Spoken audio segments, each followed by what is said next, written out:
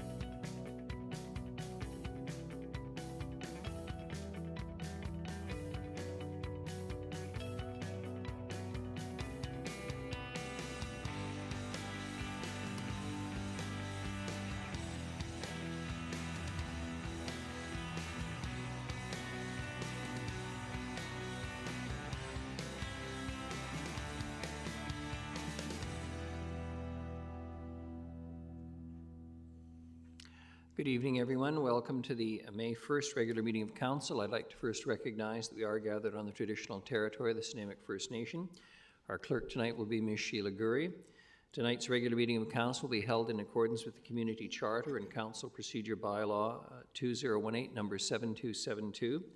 The question period sign-up sheet is on the table by the double doors to my left for agenda items only. If during the meeting any member of the gallery has a question relating to an agenda item, then please write down your name and the item on the sheet. Members have been granted the authority to join meetings electronically, and tonight we're welcoming Councillor Manley, who's joining us electronically. And the first item on the agenda is the introduction of late items, Ms. Gurry, and we have a long list. Yes, thank you, Your Worship. I haven't had a list this long to read out in a while. Agenda item 8B, we're adding the City of Nanaimo receives the Canadian Award for Financial Reporting.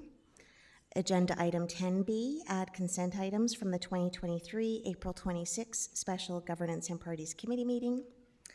Update agenda items 12B, C, E, F, and G to be introduced by Mr. Dale Lindsay, General Manager, Development Services, Deputy CAO. Agenda item 12A, 340 Campbell Street, amendment of project under revitalization tax exemption bylaw 2018, number 7261, add the delegation from Paul Williams. Agenda item 12C, Nanaimo Youth Resilience Strategy, Building Safer Communities, add delegation from Audrey Monet, Director of Projects and Research, Canadian Municipal Network on Crime Prevention, and Christiane Sadler, Consultant More Better Solutions. And agenda item 12F, ALC non-farm use application number LR000015 for 1980 Richardson Road, at delegation from Tyler and Amanda Heisterman. And agenda item 12G, rezoning application number RA 475-444-450, 500 Comox Road, 55 Mill Street and 1 Terminal Avenue, delegation from Frank D'Ambrosio. And that's it, Your Worship. Thank you very much, Ms. Gurry. And a motion for adoption of the agenda is amended. Moved Councillor Thorpe, seconded Councillor Hemmens. All those in favor? Any opposed? None. Motion carries. Motion for the adoption of the minutes is circulated. Moved Councillor Perino, seconded Councillor Thorpe. All those in favor? Any opposed? None. Motion carries. I have a few items to, good catch there, Councillor. A few items to report tonight in the Mayor's report. Happy to re-announce what was announced publicly last week, that the City of Nanaimo and Tourism Nanaimo have new funds for sports and events thanks to a $1 million grant from the BC Government's Destination Development Fund. The provincial money will help fund accessible bleacher seating, and I'm not going to attempt to do the proper Aboriginal, but I think it's Quinnucks Stadium, parking lot improvements, lighting, and a media and coaching booth. This is one of the 90 projects to receive funding from the Province of British Columbia's Destination Development Fund, and it comes from, in addition to previous BC government grants that help support BC fairs, festivals, events, Indigenous tourism businesses, community-based tourism infrastructure, and destination development. We are immensely grateful because this will add to the existing amenities to the Stadium District. Mr. Harding and his team are very excited by this. They've been working on making the Stadium District an important part of our community for many years. In addition, and there will be a presentation later this evening, the City of Nanaimo has received the Canadian Award for Financial Reporting, which is granted through the Government Finance Officers Association of the United States and Canada for its annual financial report for the fiscal year ended December 31st, 2021. It's an important recognition for the city, and Mr. Rudolph will have some more to say about that later. We've also happily announced a program offering top-up rebates to support the installation of electric vehicle or EV chargers. Beginning May 1st, 2023, rebates of up to $150 per charger will be available for single-family homes, duplexes, row houses, and townhouses. Separate EV-ready rebates will be available to help apartment and condo buildings get ready to support EVs, including a rebate of up to $1,000 for an EV-ready plan and $100 per parking space to install the electrical infrastructure required to implement an EV-ready plan. And on what can be seen as a perhaps happy note for Jake Rudolph, our CAO, but for me, and I've expressed it publicly in a press release and said it several times, and it bears worth repeating. Mr. Rudolph delivered a letter to me the other week announcing that he was going to retire from his position as CAO for Nanaimo. I think, as I have said over and over again, Mr. Rudolph came to take over the CAO position, the senior position in the City of Nanaimo's governance structure, apart from council, at probably the most tumultuous time in the city's governance history. He faced incredible challenges, arguably a stranger to our town, but he quickly worked with a team of dedicated staff who stayed on through the tough times, and many of whom have remained here with us since he took over 5 years ago. Mr. Rudolph, as many of you may or may know, certainly Council is aware, he was president of the Canadian Association of Municipal Administrators during his tenure, and is a person of exceptional skills and devotion to public service. A very long career. We'll just say it's over 40 years, all right? We won't put a number to it necessarily, including 30 years in management and positions across Canada. We wish him well in that retirement. Grandchild on the way, which is probably the best news for those of us who have wanted and had children. And I think it's fair to say we all bear him an incredible debt of gratitude for the work he has performed, and as I say, having taken over the reins of the city at a time when to describe it as challenging would be the most understated term one could possibly use to describe a city that had achieved national, indeed international notoriety for its governance issues. So I'm going to break tradition tonight as this is publicly announced here, but known in the community. Mr. Rudolph, it's time for a round of applause.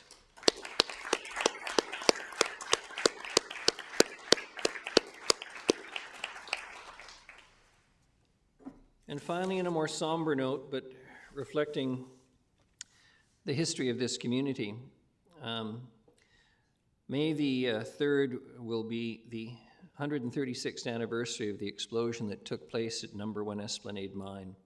As many of you know who are students of Nanaimo history, starting at 5:55 p.m. on May the 3rd. And I always become emotional thinking about this. Sorry. 2 explosions occurred 260 meters below sea level at what was known as the city's largest mine. The blast was so forceful it rocketed through the underground shafts for almost a kilometer. The underground fire burned for 2 weeks. Because of such damage, the last of the bodies could not be recovered until July. It took the lives of 150 miners, a massive loss to a community that only had 2,000 people living in it at the time. 46 women lost their husbands, 126 children lost their fathers, and the mine lost 25% of its employees. The explosion of the Number 1 Esplanade are known as the worst mining disaster in British Columbia's history and the second worst industrial accident in Canada. Many historians have commented that the nature of British Columbia's politics, which has often been a vicious fight between left and right, was established by disasters like this and the working conditions of the miners who struggled over many years to form unions to deal with just this kind of tragedy. Flags will fly at half-mast accordingly on May the 3rd. The city flag, as has been done since, well, as long as anyone can possibly remember. A memorial plaque to remember the miners who died from the explosion still stands in the place of the site of the Number 1 Esplanade Mine on Milton Street, 1151 Milton Street, for those of your interest. And I'm sorry for becoming emotional, but I had an opportunity many years ago to speak about this disaster. The miners who weren't of what we'll call European origins, the Chinese miners, who were listed in the reports of the deaths, were given numbers only. And I would like to think that as we remember that occasion, we will also celebrate how far this city, and indeed this province, has come from days when human beings were granted a number and were known only by a number at the time of this horrible disaster. So I hope all of you on May the 3rd, given that we have just passed the National Day of Mourning for workers killed and injured on the job, will have occasion to remember and think about this and how fortunate we are to have WorkSafe BC, to have the conditions of employment that we do, not that they can't be improved, but to remember the incredible tragedy and the impact of this on this particular city at that time. Again, as I said, 150 of 2,000 people killed in one fell swoop. It is almost unbelievable to think about. So, thank you. We have nothing to rise, and yes, we do, Ms. Gurry. We could, we'll release that at the next meeting. Thank you.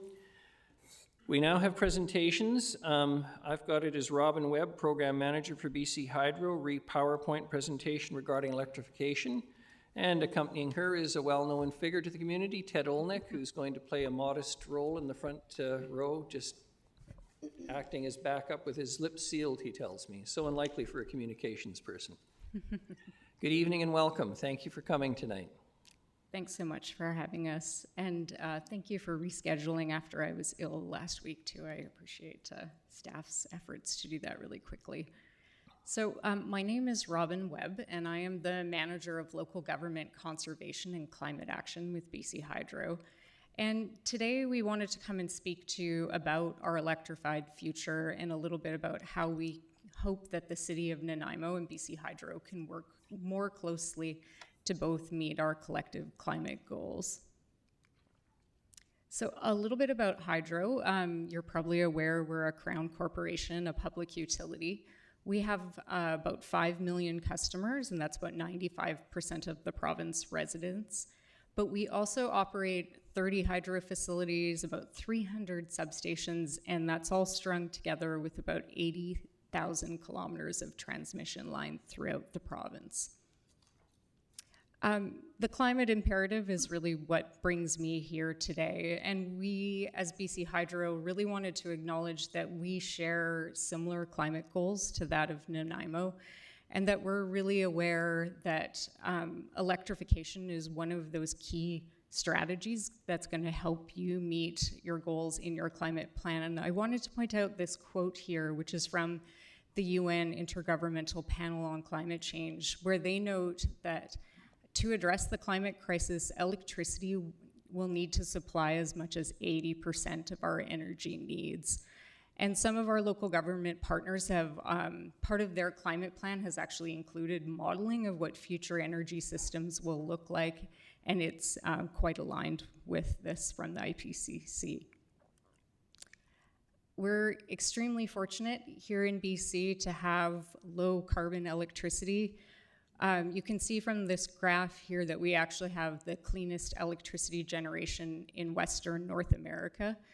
But we're among the top 3 in all of North America, actually, in having one of the cleanest grids. So meaning when people switch from a regular internal combustion engine to an EV, you're driving pretty much a zero emissions vehicle at that point in time, or likewise switching from a traditional gas furnace to an electric heat pump. In 2021, the province of BC and BC Hydro released our electrification plan, which helps us as a utility to align with meeting Clean BC targets. So we've been given a $260 million investment to help with those further rebate programs for things like switching to heat pumps. And it was really great to hear your announcement of new EV charging rebates. And so those will get stacked on top of the existing rebate programs that Hydro has in the market as well too. But we're also wanting to attract new businesses to BC. A lot of companies have mandates that they want to be fueled with clean power. So that's been an attraction strategy for us. But a big part of this is also making it easier for our current and future customers to connect to the grid, and I'll talk a little bit more about that in some of my upcoming slides. Just wanted to note, this is from your own city plan, that Nanaimo's need for electrification is also, well known to us. If we look at that big bubble in the diagram around zero emissions vehicles, the bulk of that, probably around 95%, is going to be met through fuel switching to electricity. The remaining amount will be for things like shipping, aviation, stuff like that, that probably, we call those the harder to electrify sectors that will probably be met by other means. But there's also a tremendous role, again, in building retrofits and in moving homes away from fossil fuel heating sources towards electricity.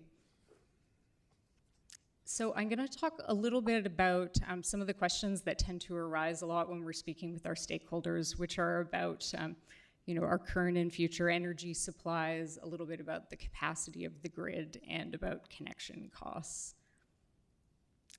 So currently, we often get asked, will there be enough power for this massive transition? And BC Hydro is currently in an energy surplus right now, and we plan to be until the latter half of the 2020s, and that includes when the Site C dam will also come online and start operating.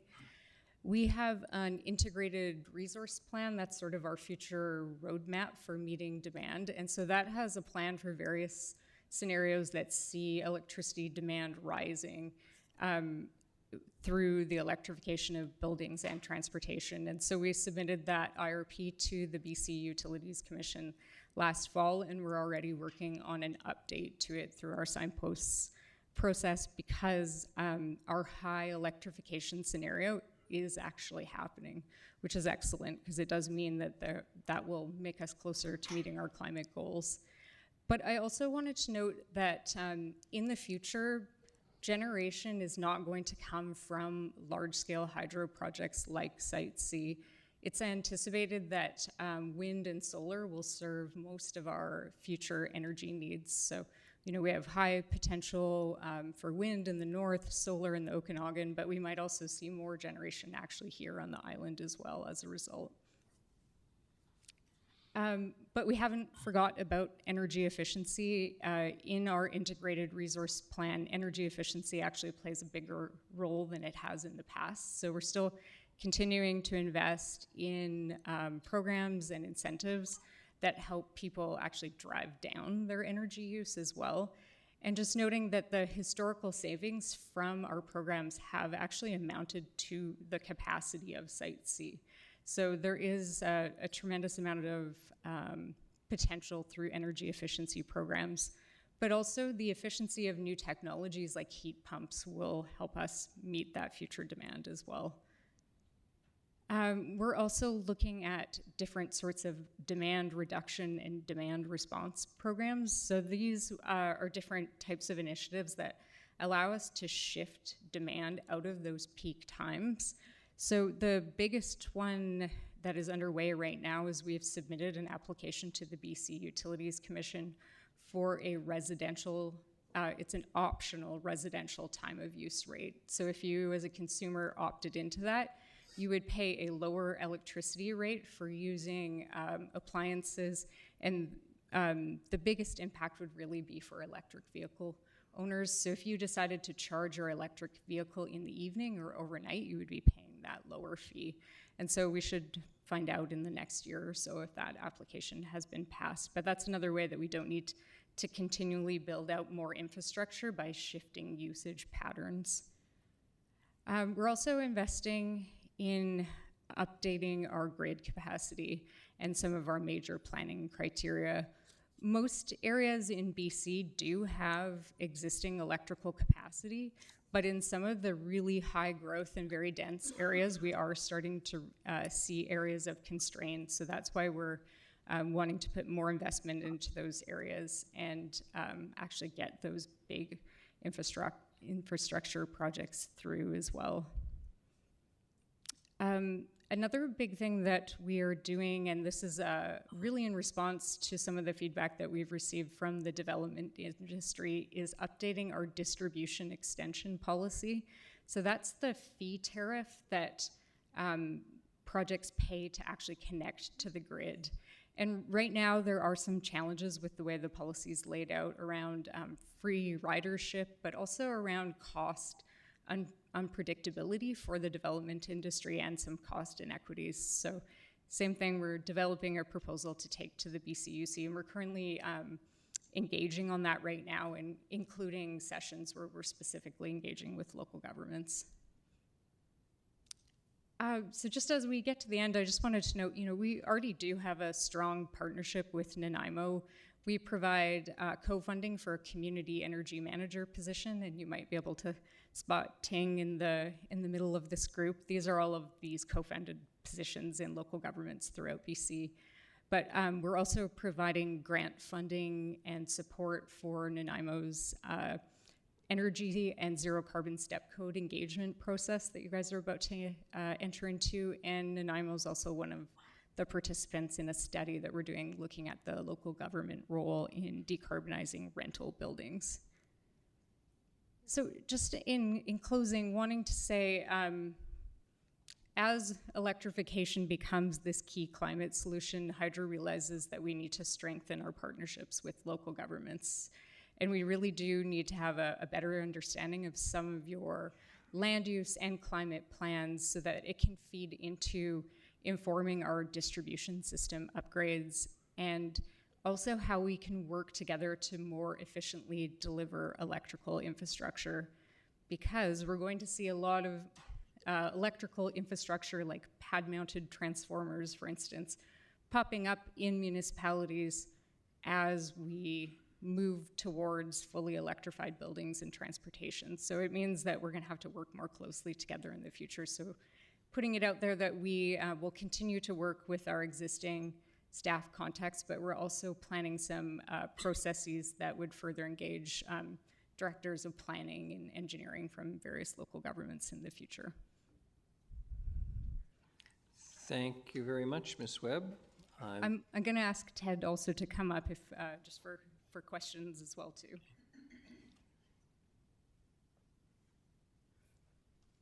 Questions for the delegation presentation? I'm going to ask a question. Has Hydro given any consideration to wave tidal power, etc., things to do with the oceans, if you will? I know that there's been some strong promoters in town around that, and I'm just curious to know. If we ever do another call, when we do another call for power, we'll certainly look at all forms of energy that come forward, but our goal is to provide reliable, safe, and affordable power. And when we make a call, if wave and tidal power is something that can come in at an affordable rate into an area that we need it, then it's something that we would look at, unless, of course, it's maybe a policy decision by the government that we know so much would come from wave and tidal power. But at this point, we'll look at what is the most efficient power and the most affordable power we can provide to our ratepayers. Thank you. Councillor Gesselbrook. Great, thank you, through you. Really appreciate the presentation, and we're working hard to move forward to lower our emissions. And one thing that does come up quite often is, I recognize, we're on Vancouver Island, and we rely on power generated on the mainland, and there is some vulnerability there. There's discussion of building out more decentralized power generation. Does BC Hydro supporting in the planning around that effort? And also, is there any work to reduce barriers for folks, to put up solar panels and generate power and be able to feed back into the grid? Because I know there's been a few things that have been sticking points in being able to do that. I'm not sure where things are at in terms of BC Hydro buying back power. But I'm just curious sort of what considerations been made on those fronts. Thank you. Sure. From an overall perspective, we generate about 40%, 40% of our power on Vancouver Island for our own needs. The rest would come from the mainland. We have the big facilities on the mainland, Revelstoke, Mica, Site C, WAC Bennett, and all that to provide us the power. We do buy back power from residents if they want to generate their own power with a net metering program. There's a ceiling on it. We don't want people to turn into, we had to curb the program a bit because it got to a point where people were adding more and more solar power and in effect became their own little independent power producers and would really take advantage of the program. But we still want people to do that if they want, if that's how they feel they want to make a dent in reducing greenhouse gases, they can do that. So that program exists. It's a net metering program. And where there is currently engagement happening on the net metering program and the tariff right now too, so we can send you more information about that too, where we're actually bringing stakeholders in to ask questions about what people would want to see more of in the future, and they'll be able to explain what some of the changes that they're looking at would be. It's that process is just starting now too. Great, thank you. And just any other plans in terms of expanding power generation, on BC Hydro's end on the island, looking at, even outside of hydro generation, but has there been planning going on for that increased capacity? I'm sure whenever our next call is, we would look at what power calls could come in on Vancouver Island. Could it be wind? Could it be small micro hydro? Could it be wave or ocean technology? But likely it would maybe be a small hydro project, run of river, something like that on the island, but certainly nothing, not like our generation facilities like a Jordan River or a John Hart and Campbell River, but something small like that. Thank you. Thank you. Councillor Hemmens and then Councillor Brown. Thank you, Your Worship, and thank you for the presentation. Just looking at your asks in terms of strengthening our partnership and gaining a better understanding of the climate and land use plans. So City of Nanaimo adopted a new official community plan less than a year ago, has really kind of bold environmental targets and land use plans. So do you feel that you have good contacts in our staff cohort to get this information, or is that an ask of us? I think currently we have good connections in your planning group where that community energy manager is located, but yeah, we could certainly use additional contacts in the engineering department when we're actually talking about, how can we work more closely together to put infrastructure in the ground. So that would be excellent if we could. Thank you. That specificity is really helpful. Appreciate it. Thank you. Councillor Brown. Thank you, Worship, and thank you so much for being here in the presentation. As Councillor Hemmens indicated, we did just complete a new official community plan, and it had a fair amount of climate modeling in it, and through that process the heating of buildings was obviously a big contribution to our overall GHG emissions. And in particular, existing building stock that had that were heated by a high carbon system. Through Hydro or the provincial government, do you know of any more granting schemes that would essentially meet the challenge of the conversion of existing energy systems to low carbon energy systems? Yeah, presently we have really good incentive programs from the province, Hydro, and then a lot of local governments actually provide a top up for them for heat pumps, but they're mostly for single detached homes. So my team and a team from the provincial government are meeting in the next little while, and we have clear mandate to start looking at multi-unit residential buildings and how we'll help facilitate fuel switching in those buildings specifically. And the province, they have two different programs. There's Clean BC Better Homes, so that's the more residential side, but then there's also Clean BC Better Buildings. And so right now, there are incentives for various sorts of commercial buildings, but Hydro is looking at how we can strengthen our role in those types of buildings as well too. Okay, and I have one more question. Okay, thank you for that, and look forward to seeing if that unfolds. Second question is, at the same time we are trying to find ways to convert existing buildings, we're also seeing the expansion of high carbon heating options. How does that factor into the overall efforts that are being made to convert existing buildings into lower carbon energy systems? Yeah, it's a difficult calculus to make on the retrofit side, where it's up to residents to make that decision on their own and to weigh like the costs and benefits and what the business plan looks like. But on the new construction side, I guess that's where we're seeing our local government partners really lead in putting in things like the higher levels of the zero carbon step code, so that those new buildings are going to be permanently connected to lower carbon energy sources. The province as well, by 2030, there's a provincial guarantee that building code will be zero emissions by 2030 as well too. So there's also a provincial backstop for the communities that don't accelerate that zero carbon step code as well too. So different regulatory paths. We as Hydro, we don't have any regulatory authority when it comes to buildings, so incentives are the only realm that we can play in helping to support the decarbonization of buildings. It's actually one of the reasons why we partner with local governments to have these community energy manager positions, is so that they can lead on policy adoptions, and we help support a lot of the research and development. Our program helps support the development of the BC Energy Step Code initially, actually. So again, lots of partnerships are the way that we're trying to support. Right. Thank you so much. Thank you. And Councillor Manley, please. Thank you, Your Worship. Through you, thank you for the presentation. One of the barriers that I hear about for people converting to electrification from natural gas is that the cost of natural gas is very cheap and will likely remain cheap until we get some LNG facilities online and everybody starts to pay world price, and then that equation will change quite a bit.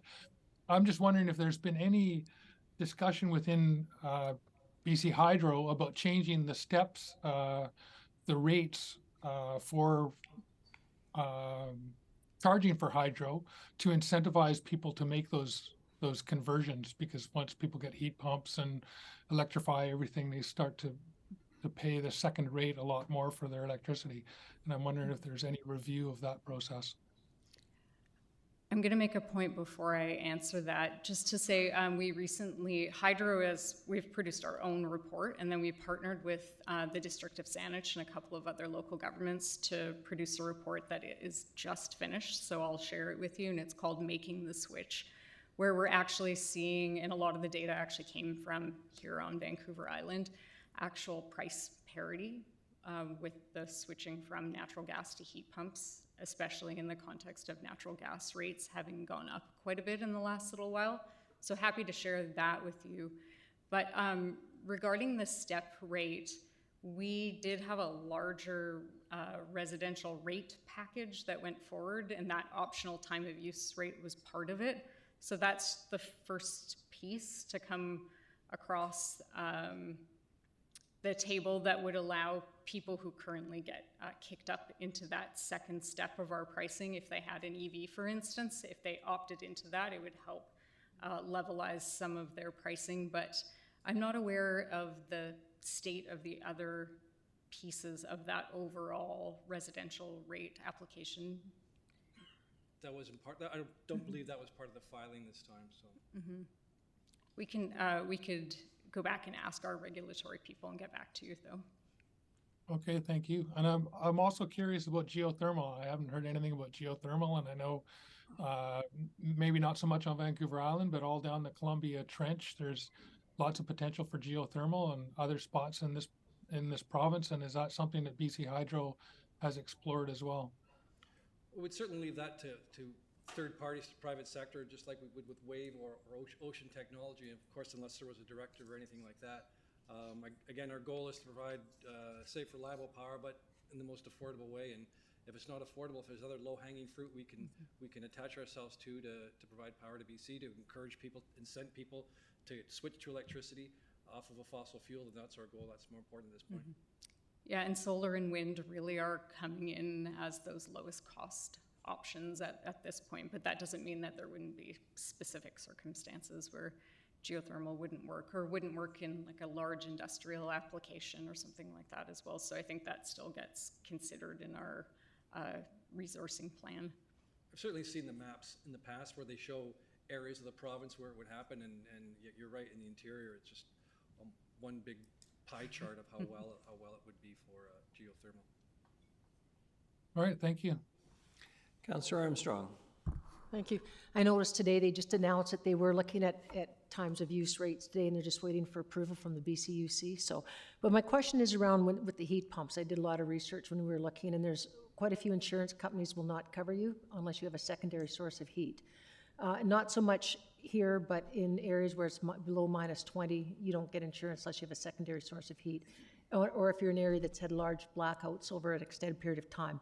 Is there anything that you can do to help support those people get insurance if they live in one of those areas?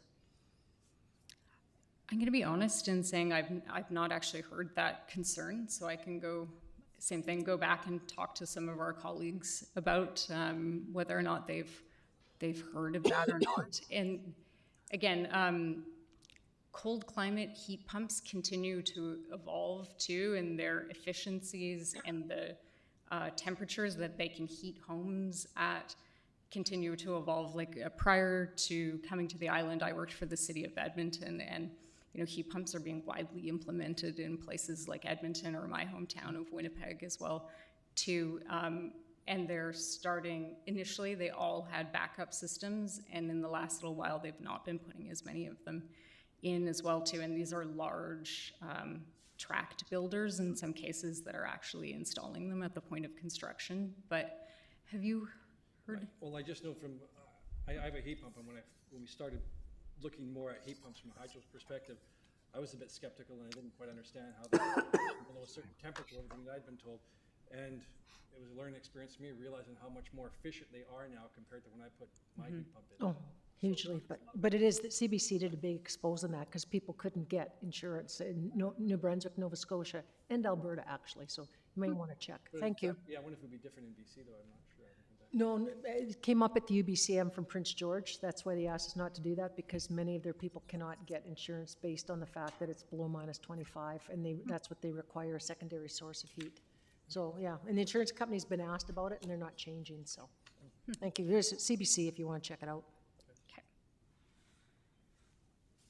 Seeing no further questions, thank you very much tonight for this presentation, particularly given that we have a rather large audience here from the public who are probably very interested in hearing about this, because most people talk about electricity. In BC, we just call it hydro. Thank you very much. The next item is I mentioned earlier, the City of Nanaimo receiving the Canadian Award for Financial Reporting. Mr. Rudolph, please. Thank you, Your Worship, and I'm guilty of asking that this item come forward so the council and the general public are aware of this award. It was actually sent by letter to our finance department, who are reluctantly here tonight to accept this. This comes from the Government Financiers Association, which is based out of Chicago. So it's an international organization, and their letter simply says, it's recognizing the city's finance reporting for excellence in governmental accounting and financial reporting, and represents a significant accomplishment by a local government and its management. So embarrassingly enough, the finance department and a representative from the city's communications department, who actually put the information package together to send it in, are here. Unfortunately, Ms. Mercer, Laura Mercer, who is our director of finance, suffering through a round of flu in her household over the weekend and into today, so she wasn't able to be here, but she's fully deserving of the leadership in our department. We have two other folks from that department I just would like to acknowledge. Wendy Fulla, who's a well-known person in front of council, looking after our budgeting, and Dan Bailey, also our senior accountant in that part of the department, and Tracy Lowen, who's here from the communications department, who actually put the information package together and does a lot of that work for us. And I'd like to ask if they could come forward and perhaps get a recognition in front of council with a photograph and that type of thing. And again, this is something that we should be thankful of, that the city's finances are well managed, and it's one of those things behind the scenes that often doesn't get the recognition that it deserves. So thanks for those guys coming forward, and I'll just bring it forward for a picture.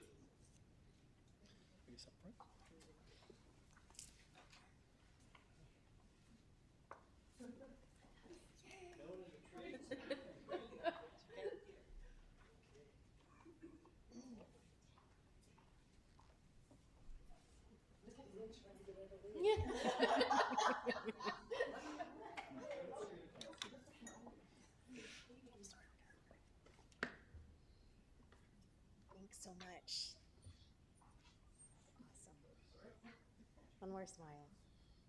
Thank you, guys. Good job, guys.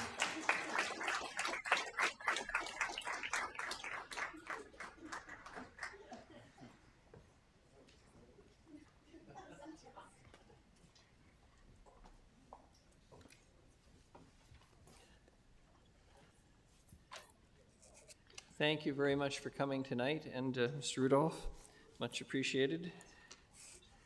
We have committee minutes for receipt, and we have a motion. Next would be a motion for adoption of the consent items. And Ms. Gurry, have the motion and then ask for the removal. So if we can have a motion for the adoption of consent items. Moved, Councillor Hemmons, seconded Councillor Armstrong, and any to be withpulled. Councillor Brown. Your Worship. Your Worship, just like to remove 10A4, Harewood Artificial Turf Field. Sorry, 10. 10A4. A4. All right. Any others? Councillor Manley. Your Worship. Councillor Manley. Yeah, I'd like to remove 10B3. I have a conflict of interest as I'm a voting member of the Nanaimo Community Advisory Board as the ED of the Unitarian Shelter. 10B3, the Nanaimo Community Advisory Board on Homelessness. He's going to remove himself for that vote, so we'll vote on that one separately as well, because he declared a conflict.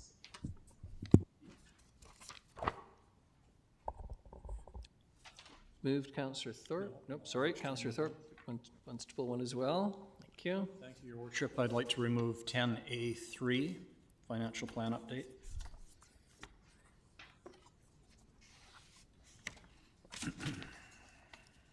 All right.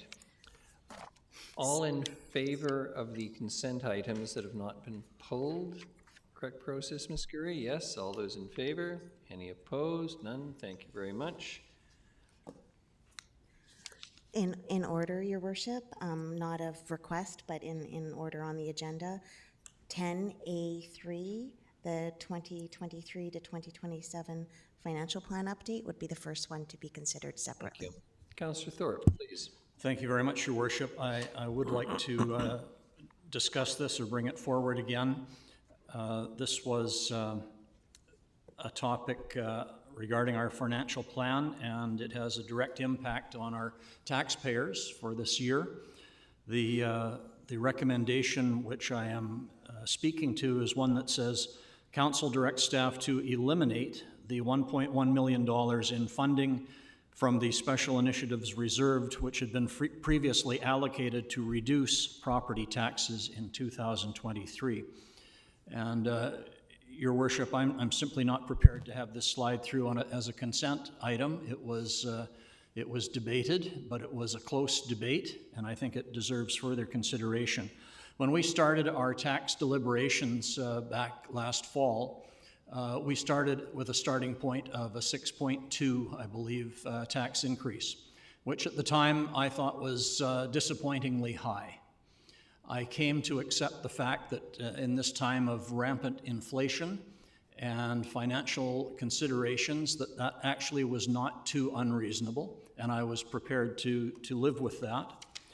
Council went through several debates, various motions regarding our tax level, and we ended up hiring additional safety security personnel, particularly firefighters, which I supported, and got to a tax increase at 7.2%. That was what was brought to us at the Finance and Audit Committee meeting of April 19. And at that meeting, this motion or this recommendation came forward from Council to increase this year's tax levy from 6.4% up to 7.2%. And the reasoning, which I considered rather nebulous, was that that could be better used to offset a bigger tax increase a year from now. Well, I would argue that many things can happen between now and next year, and I think now is the time that citizens need the tax relief that we can give them. So I'm prepared to support a 6.4% increase, but I'm not prepared to unnecessarily raise it to 7.2%. Maybe there'll be a future savings, maybe not, but that's a discussion for next year. So that's my position on that, Your Worship, and I want to make that very clear. Thank you. Thank you very much, Councillor Thorpe. Councillor Hemmons. Thank you, Your Worship. I'm going to remain with my vote on this as I did in committee, and the rationale for that is that when we're doing our 4-year or a 5-year financial plan, we have forecasted tax rate hikes every year, and the tax hike or the tax increase, pardon me, for 2024, I can't remember, but it was in the 8 or 9%, and I see Mr. Rudolph. 8.1. 8.1. So that was before any debate, before any additional programming, before anything that the community brings to us over the next year. We're starting at 8.1. And so what I tried to do by moving that was to reduce this year's, or pardon me, increase this year's and thereby reducing next year's, and seeing the increase be smoothed out for residents over the 5-year financial plan rather than the sharp spikes that the staff report indicated. So I'm not willing to change my vote on this. That's it. Thank you. Thank you very much, Councillor Armstrong, and then Councillor Gesselbrock. Thank you. I agree with the points made by Councillor Thorpe. I believe we should be dropping it to 6.2. We don't know. That's just a starting point next year, and depending on what happens in our economy and stuff, it could significantly drop to 6.1, or it could drop to 5%, which we've seen in previous years. That's just a rough starting estimation. So I think the need is this year when our people are struggling. So I am not supporting that motion either. Thank you. Thank you. Councillor Gesselbrock. Thank you, Worship. The reason why we shifted it is so that next year we don't have an 8% tax increase. 7% is bad enough. Being painted in a corner around 8% is worse. The reason why things were artificially low is that we were playing around with our reserves, and we're using reserve money, which eventually comes from tax anyhow, but later down the road, to keep the taxation low, because that's what decision we made during COVID when the financial situation was much worse and unpredictable. There's a bit more predictability, and we don't know what next year is going to be like. And if we do have to, draw from our reserves in case of real trouble, we'll still have that option and not be completely painted in a corner. So I think by, you know, having a 7% and a 7% next year as opposed to a 6% and then an 8% next year. I think this is the most responsible course of action, so I'll be sticking with the course of action that we've chosen. Thank you. And Councillor Perino, Brown, and Eastmere in order. Thank you, Your Worship. And like Councillor Thorpe and Councillor Armstrong, I also voted against this.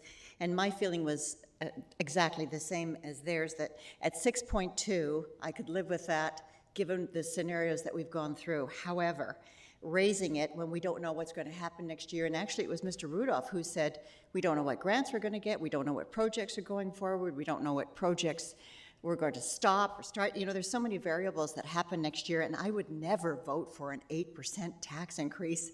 So for me, this was just not an option. I won't be voting in favor of this. Thank you very much. Councillor Brown. Thanks, Your Worship. I feel like we're talking about this number as if it, or the budget, if it's this fluctuating thing that we have no control over. We said it this year. We're talking about a budget increase, and yes, we will change things next year, but it's not based on some outside factors. It's based on the decisions that we have made, and they are reflected in the 5-year financial plan. So to simply say we take $1.1 million out of reserves to arbitrarily lower it this year does not change the fact that you have to raise taxes to pay for that same operating increase in subsequent years. And then you're also faced with the pressures of that year. So it was irresponsible to do it to begin with, in my opinion. I understand the factors that led to that, and now you have to pay it back. And you either pay it back this year, or you pay it back next year, or the year after that. So when it comes to grants and things like that, we're usually talking about capital costs. Most of what we talk about and what we budget for is operating.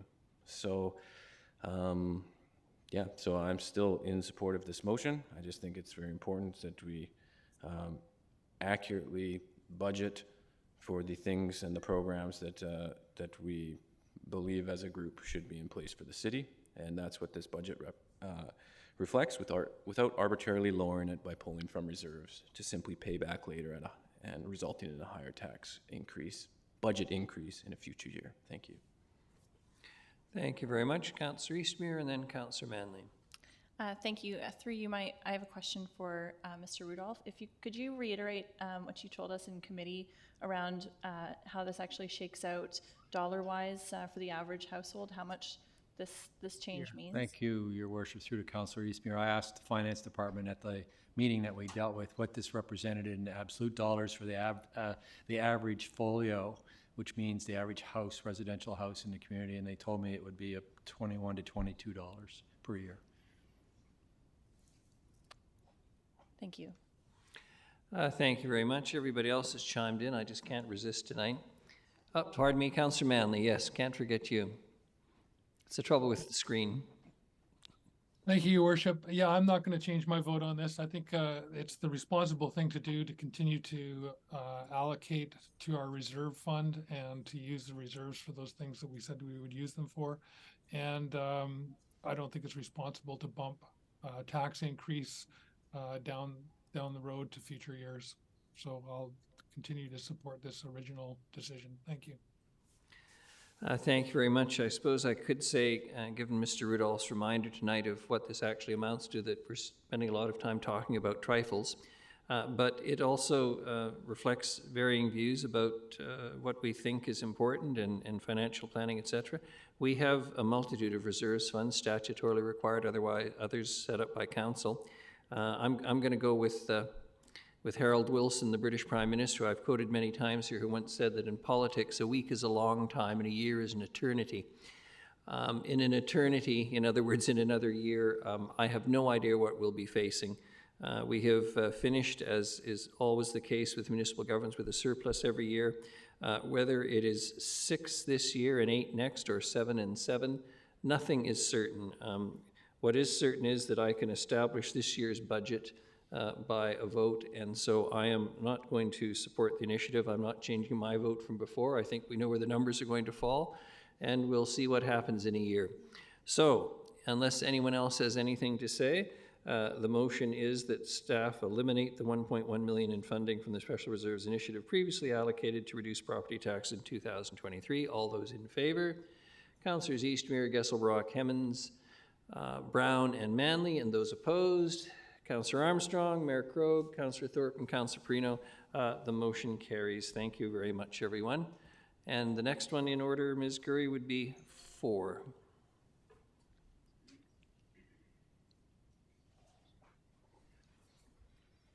Thank you, Worship. Wasn't intending to re-debate this one, only just vote against it as my opposition is still there. I think it's a great project overall that will be well utilized by the community. However, the escalating costs were worthy of pause, and I don't think the staff report that came forward adequately outlined all options for council's consideration. So for that reason, unfortunately, I will be voting against this. Thank you. Thank you very much. Councillor Perino. Thank you, Your Worship. And I just wanted to say that these turf fields are so important to the Harewood District. I can't begin to imagine not voting this through. It's unbelievable how many emails that we've received since this came forward at the last council meeting, and even today, you know, just the positive effect of what this does for a community, the opportunities that it gives to our youth, and it's just, it's so expensive, and I agree so much with what Councillor Brown talks about. The expense of it is horrific, but what it does for a community will last for decades, and we can't measure that. We just can't. We can't even put into words what it will mean to our children, our grandchildren, and we're talking decades long after we're gone. So I will absolutely be voting in favor of this and hope that my great-grandchildren get a chance to play there. Thank you very much. Councillor Gesselbrock. Thank you, Worship, through you. You know, I'm speaking to this as somebody who grew up on soccer fields and rugby fields and definitely know the benefits of them and their huge importance to our community's health. I've been on the fence on this one. You know, partly I for some, you know, stomach the fencing off of the large space in the Centennial Park and Harewood Fields. Also, just with the crushed rubber and the artificial nature of the turf, and, you know, you come into pretty intimate contact with that. I know there's, you know, been a lot of studies on it. There are chemicals in there that I don't think we fully appreciate the long-term effects, and I tend to be pretty conservative when it comes to that, and just the amount of infrastructure, material that goes in there, I think that, you know, I was on the fence of whether that it's worth it. You know, now that the project has come twice over budget, you know, at an additional $5 million cost, I can't in good confidence support this. Thank you.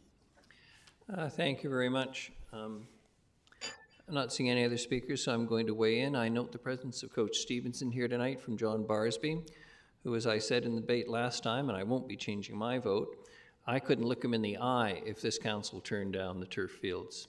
This is an incredibly important project for a substantial number of people in this community, both from a healthy perspective, a recognition, frankly, of Coach Stevenson's and others' work at John Barsby, who have done an amazing job keeping young people occupied and on track. I don't think it would be an exaggeration, perhaps, to say saving lives, not necessarily in the sense of longevity, but in terms of their career path and where they might have ended up if they weren't playing there. This provides an incredible opportunity, 6 times the amount of playing hours for the citizens of this community. We have worked hard to attract sports tourism to Nanaimo. Mr. Harding and his department have done an amazing job in that regard, as has the city and previous council supporting that vision. This is not the time because of an increase in costs, which I acknowledge is substantial, but as frankly, and forgive me for revealing the contents of a letter from an individual we received, the long-term benefit of this over time makes it financially the sensible decision to do, so I'll certainly be supporting the increased budget.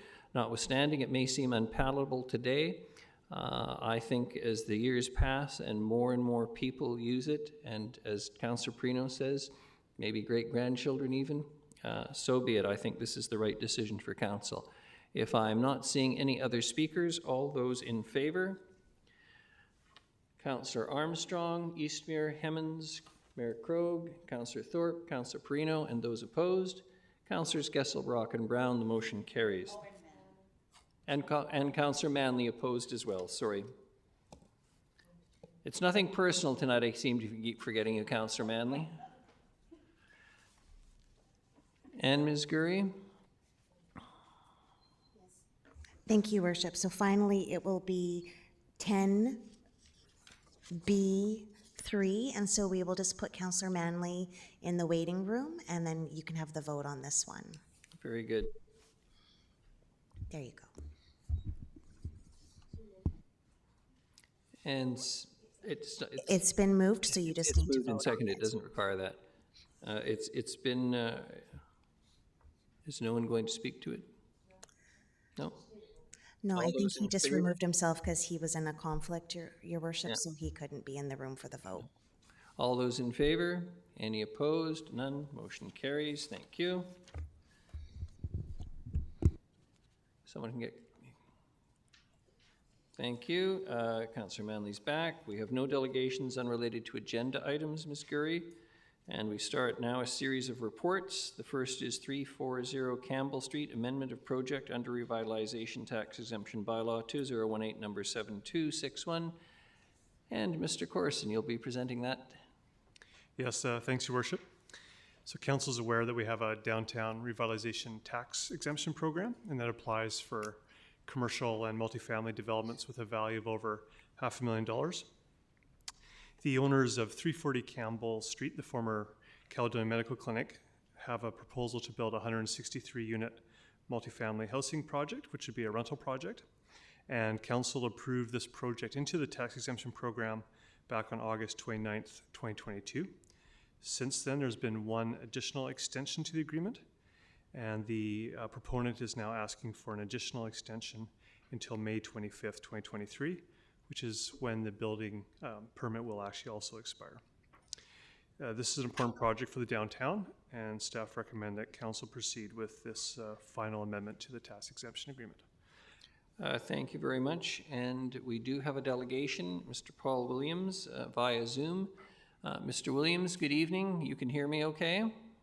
I can, Mr. Mayor. Thank Thank you. you. And I think we can hear you, so you'll have 5 minutes at the, when you're 4 minutes in. If you haven't finished speaking, I will let you know you have a minute left, all right? Okay, thank you, Mayor and Council. Thank you. I'm here as an owner, partner in this development, and I'm here to just answer any questions. I have no presentation tonight, and I hope you support this extension. We're working as hard as we can to obtain financing in a very challenging environment that has delayed us, but we are hopeful that we can pull that together by the end of this month when our building permit expires. Thank you. So fair to say, Mr. Williams, you're under the gun in terms of timing with the building permit near expiration. That's absolutely the case, yes. Thank you very much. Questions for Mr. Williams? All right. Anyone care to make the recommended motion? Councillor Armstrong, seconded Councillor Hemmens. Any discussion on this one? Seeing none, all those in favor? Councillors Armstrong, Eastmere, Hemmens, Krog, Thorpe, and Perino, and Manley, and those opposed, Councillors Gessel, Brock, and Brown. Thank you very much. Motion carries. The next is B 2023 UBCM Community Excellent Awards. Mr. Lindsay, please. Thank you, Your Worship. Good evening, Council. We're here this evening looking for your support, in fact, a resolution to proceed with the submission of an application for the 2023 UBCM Community Excellence Award. Since the adoption of City Plan Nanaimo Reimagine, we've been proceeding with applications on a number of fronts for awards. This specific award, though, requires support of Council in order to proceed, so we would ask you for that this evening. Happy to take any questions. Thank you very much. I suspect there won't be a great deal of discussion on this. Anyone care to move the recommended motion? Councillor Brown, seconded Councillor Thorpe.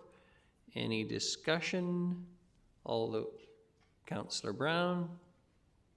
Yeah, just look forward to being there at UBCM as Lisa and the rest of the team win the award. Thanks.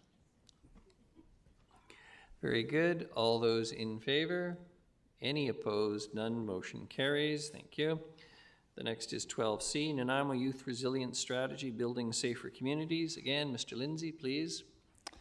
Thank you, Your Worship. We're here this evening ultimately to seek your support or endorsement of the Nanaimo Youth Resiliency Strategy. But before we get to that point, I'm going to turn it over to Ms. Brinkman, who's our Manager of Community Planning, and Mr. Johnson, who's our Manager of Recreational Services, both of who have spoke to you early in this process at a previous GPC meeting, and are back here this evening to give you an update on the actual strategy itself and walk you through both the evolution of strategy and the strategy and ultimately moving forward with implementation. So I'll turn it over to them.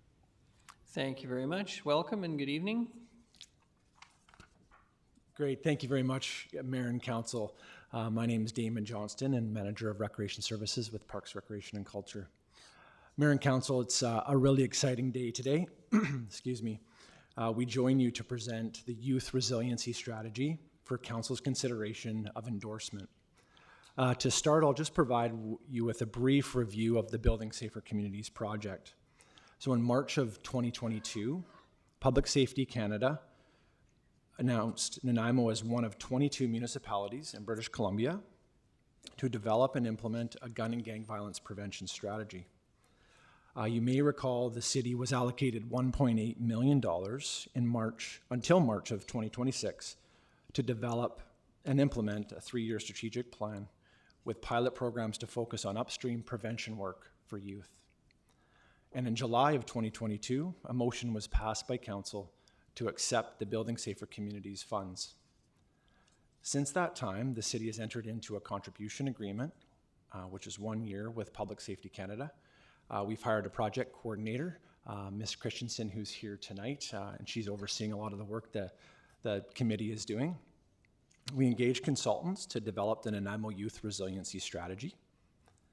We conducted many community consultations, and we created a project steering committee with multi-sector representation. I think they're anxious for you to be able to do the PowerPoint, so. Oh, great, thank you. Great, I'm still on the first slide, so we'll jump to the next one when we need to. I like listening myself, but. Yeah, great. I just would like to take a quick moment to just acknowledge a number of the steering committee who are here tonight. Kim Smythe is representing the business sector. Dana Miles is here representing Ministry of Children and Family Development. And Karen Love is representing the Boys and Girls Club.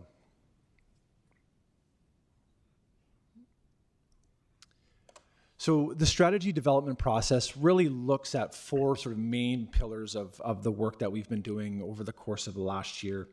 The development of the strategy included the assessment of local risk and protective factors for youth living in Nanaimo. This included looking at root causes, safety concerns, and available resources and services for youth at the local level. Both quantitative and qualitative data was collected to assess the needs for our community.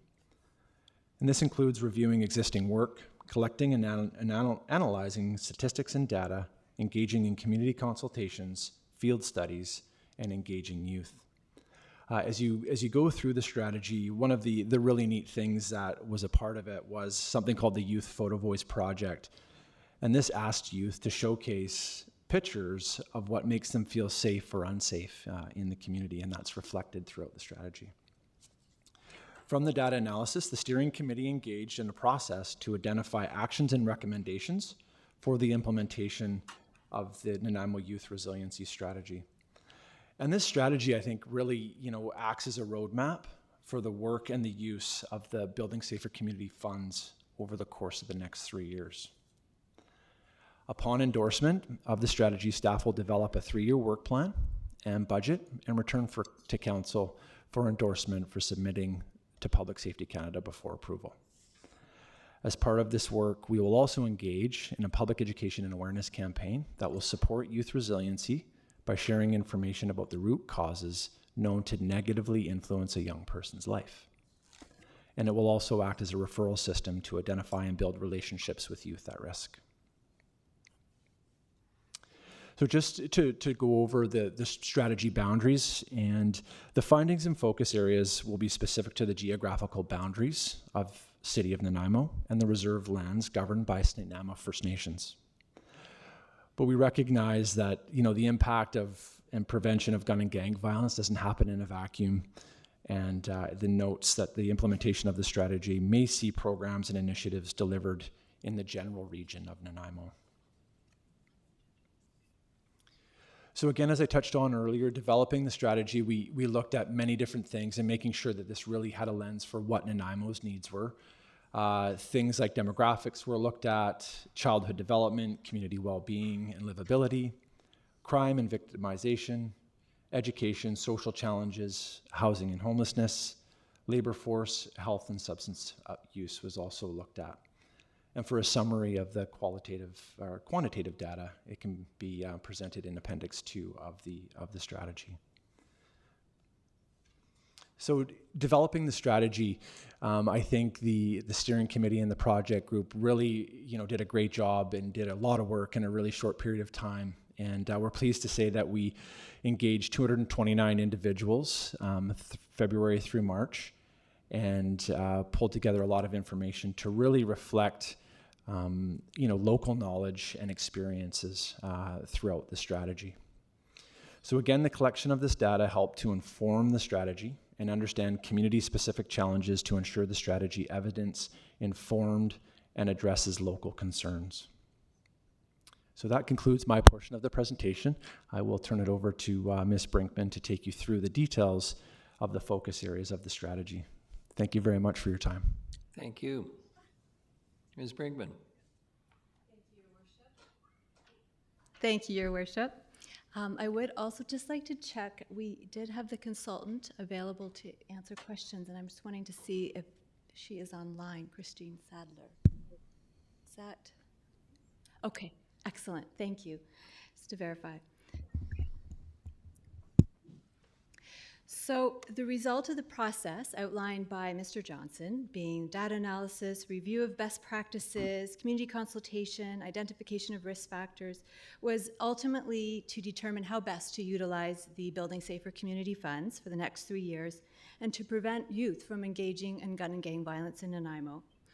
So the result was the creation of 6 focus areas in which to target the funds.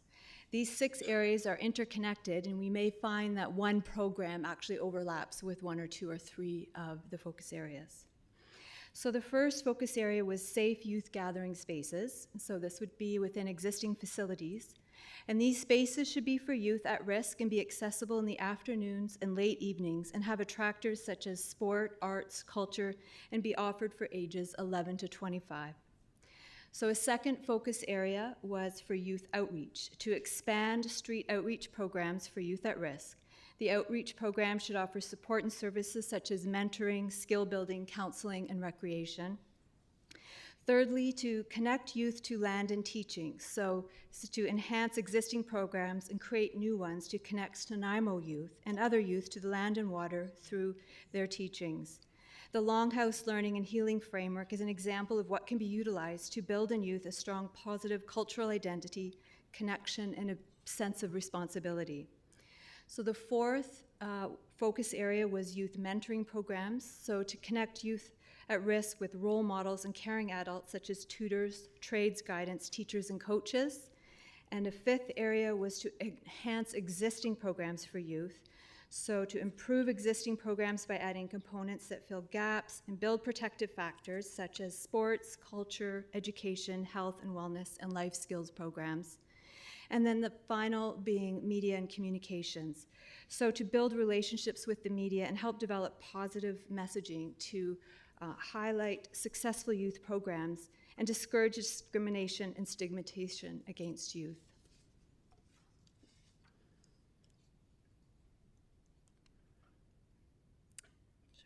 Oh, there we go. So a steering committee was formed to support the development and implementation of the strategy, and we have some members here today, as Mr. Johnson mentioned. So the steering committee has representatives from business, policing, child welfare, Nanaimo First Nation, education, youth advocates, youth employment, youth services, youth with lived experiences, and more. So the steering committee has met monthly since January and will continue to meet regularly over the next 3 years.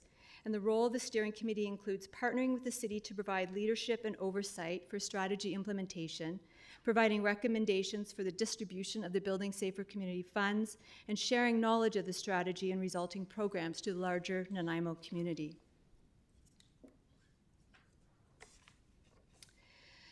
So the document is in 2 parts, and so you have links to those as part of your agenda. So the main document being the Nanaimo Youth Strategy with a skateboarder on the front, and attached to this is appendices, and the appendices contains data, statistics, the community consultation findings, and results of some of the brainstorming work completed with the steering committee and the summary of best practices. The second portion is an implementation guide, and it provides guidance for the implementation of the strategy, so including foundational commitments such as ensuring collaboration, accountability, equity, and reconciliation during the 3-year program. And these foundational commitments were established with the steering committee. The implementation guide reminds us to continue to engage and communicate effectively with the larger community over the next 3 years, and provides guidance for monitoring and evaluating the success of the program. There's a governance framework guidance and also a sustainability plan. So just to ensure the programs that are created have potential to continue beyond the life of the funding, the 3 years.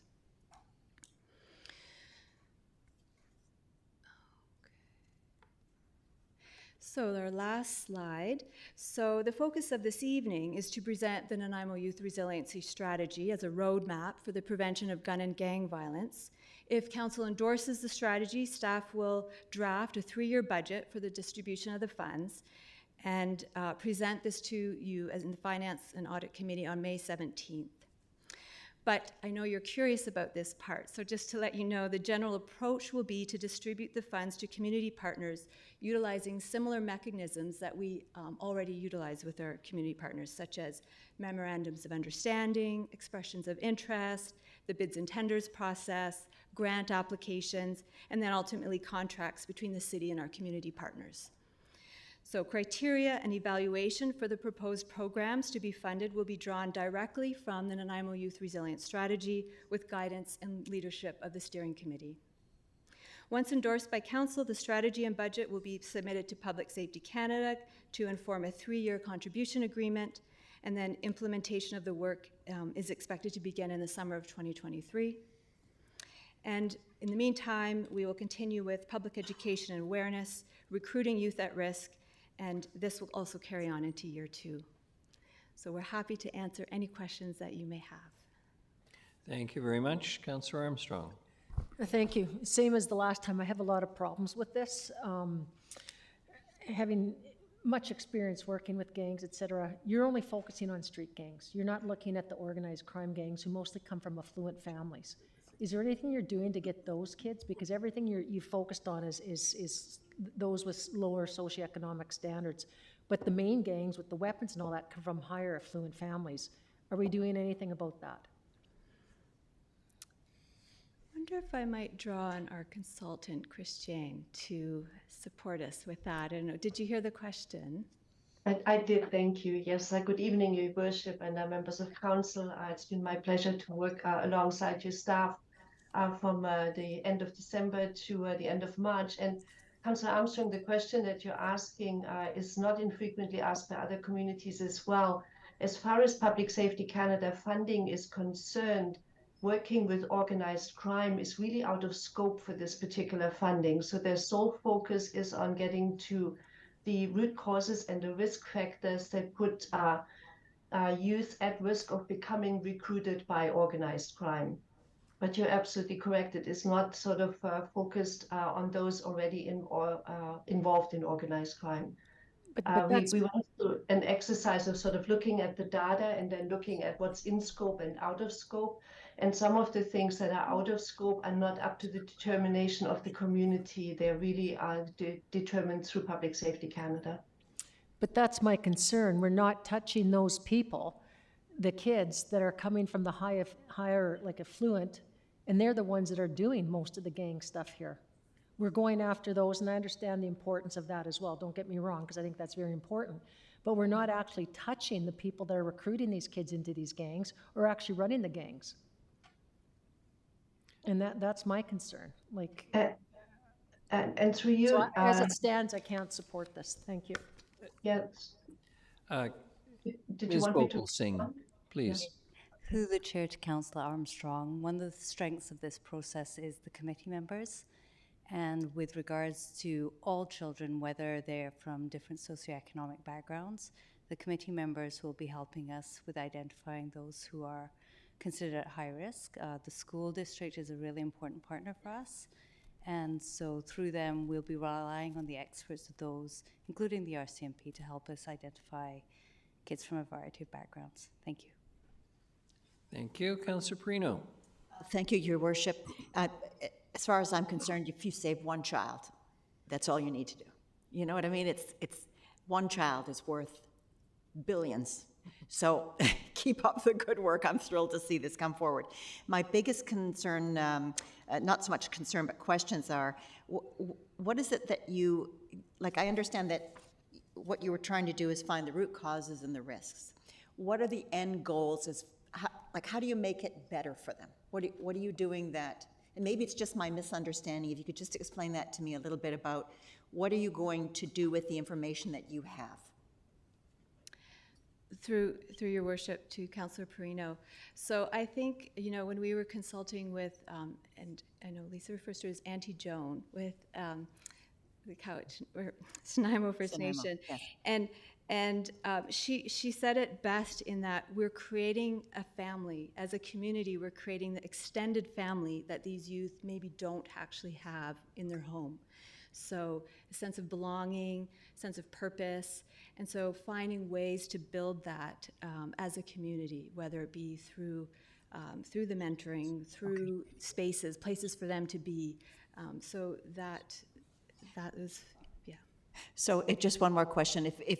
Is it fair to say that because this is just at the starting point, 3 years, of course, is not enough to do a lot? I'm hoping that it won't end there. That's absolutely right, and that's a big emphasis on the Public Safety Canada funding program, is the sustainability plan. Once we create these great networks, how will we continue that? And we'll be required to report that to Public Safety Canada and look for ways to do that. Excellent, thank you. I can't resist, Councillor Perino, your comment about a child worth billions of dollars. My mother-in-law, God rest her soul, once sagely said, I wouldn't sell one of my children for $1 million, and I wouldn't give you a nickel for another one.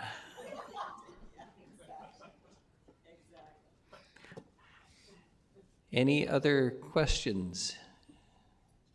Comments? Ms. Gopal Singh, anything you wish to add? Through your worship, I'd like to build on what Ms. Brinkman said to Councillor Perino. And with sustainability, you'll notice that we have Damon Johnson from Parks, Recreation and Culture with us. And a good part of this project is not only the work of other community partners, but what we may be able to do to pivot our upstream recreation programs going forward beyond the 3 years. Thank you.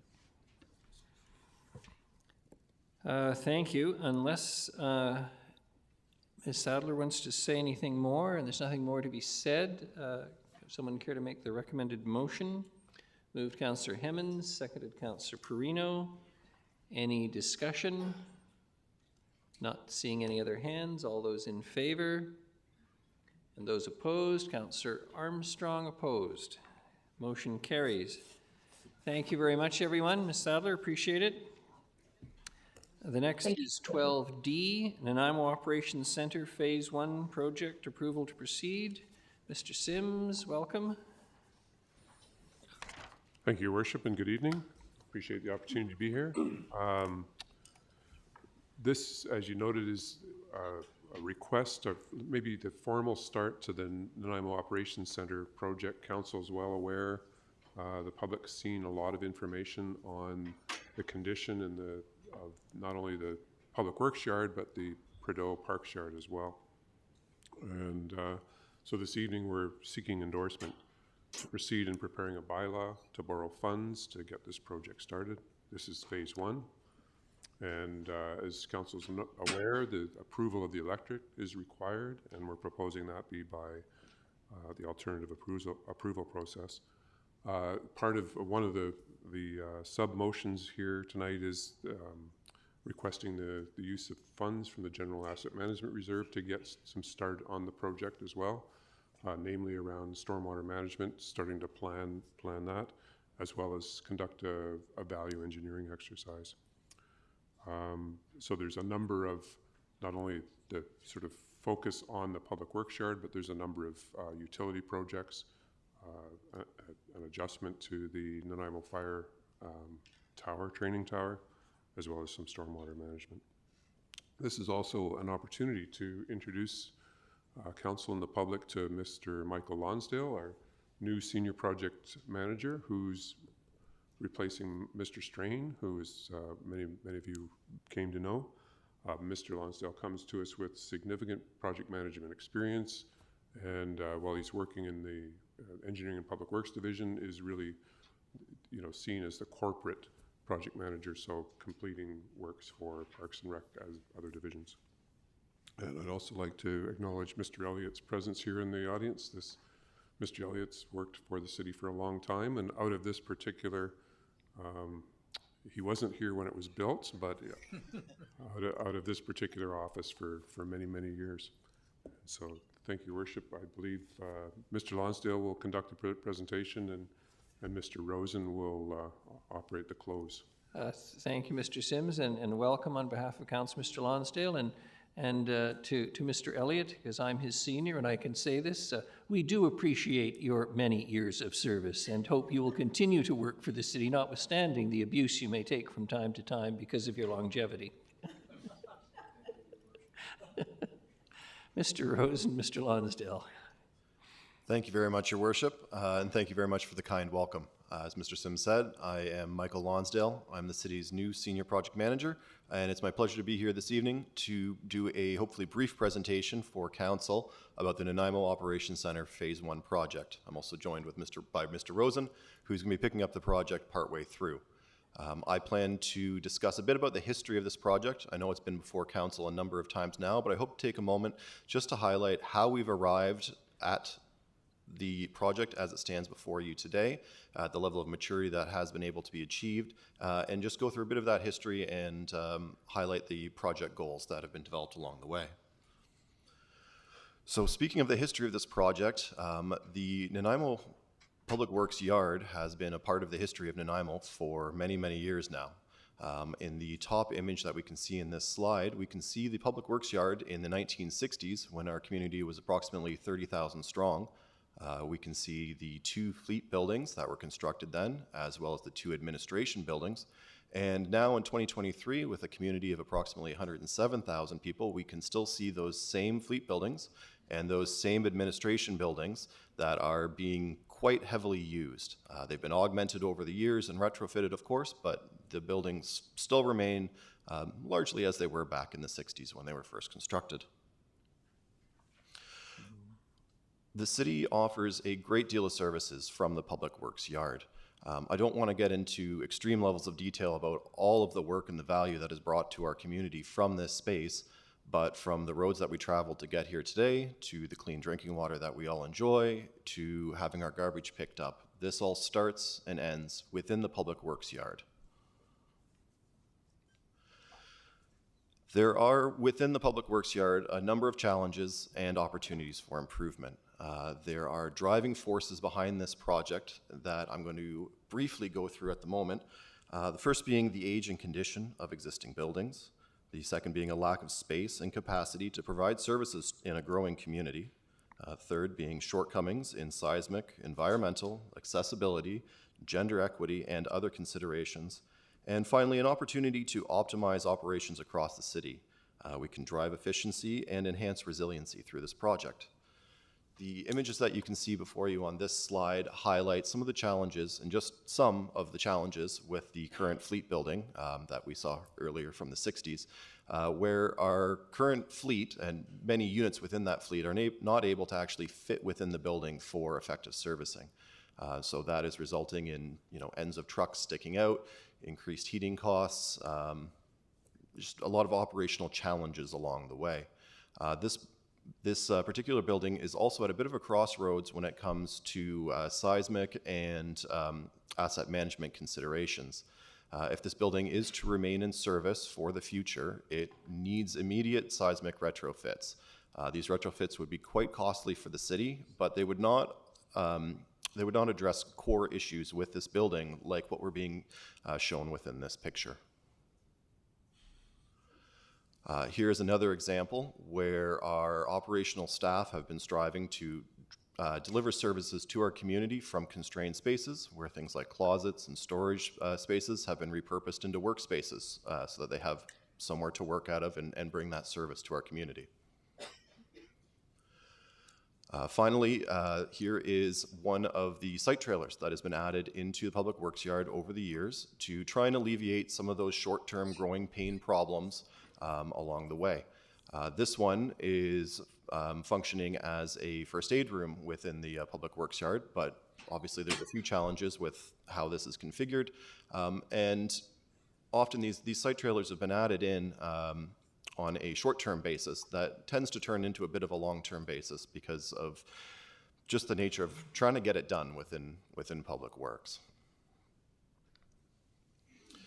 So those are just a few of the challenges and opportunities for improvement that we are trying to tackle through this project. And we're doing so through the mission statement, through the lens of the mission statement, rather, of this project. And I'd just like to go through this mission statement very briefly because I think it's very important to help explain how this project has been managed and been brought to its current level of maturity.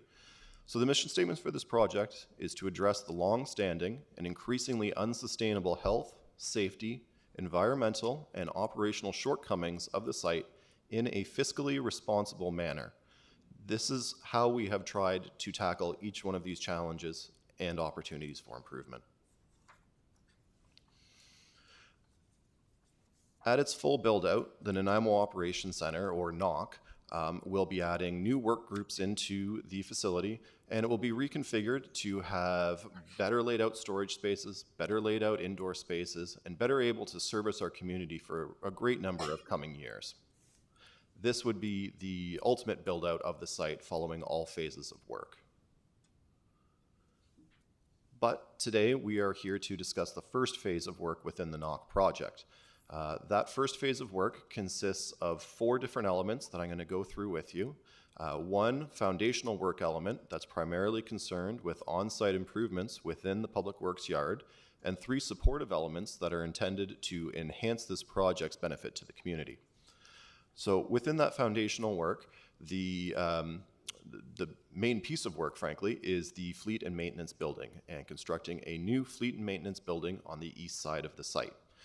This new fleet maintenance building will be a utilitarian facility. It will be built to be robust, to be responsive to the city's future needs for things like electrification of our fleet, improving our energy consumption and emissions targeting goals.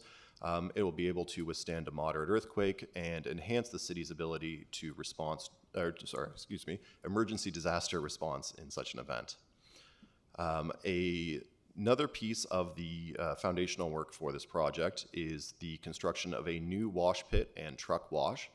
The existing ones will need to be demolished while the fleet maintenance building is getting constructed, and new ones are needed in order for us to continue to deliver services to the community. A benefit of building a new wash pit and truck wash is that we'll be able to provide an enhanced level of community and environmental stewardship by building these new facilities and ensuring that the processed water that's being used within these facilities is being appropriately handled. Finally, there are significant utility servicing upgrades that will be undertaken during the first phase of the NOC project.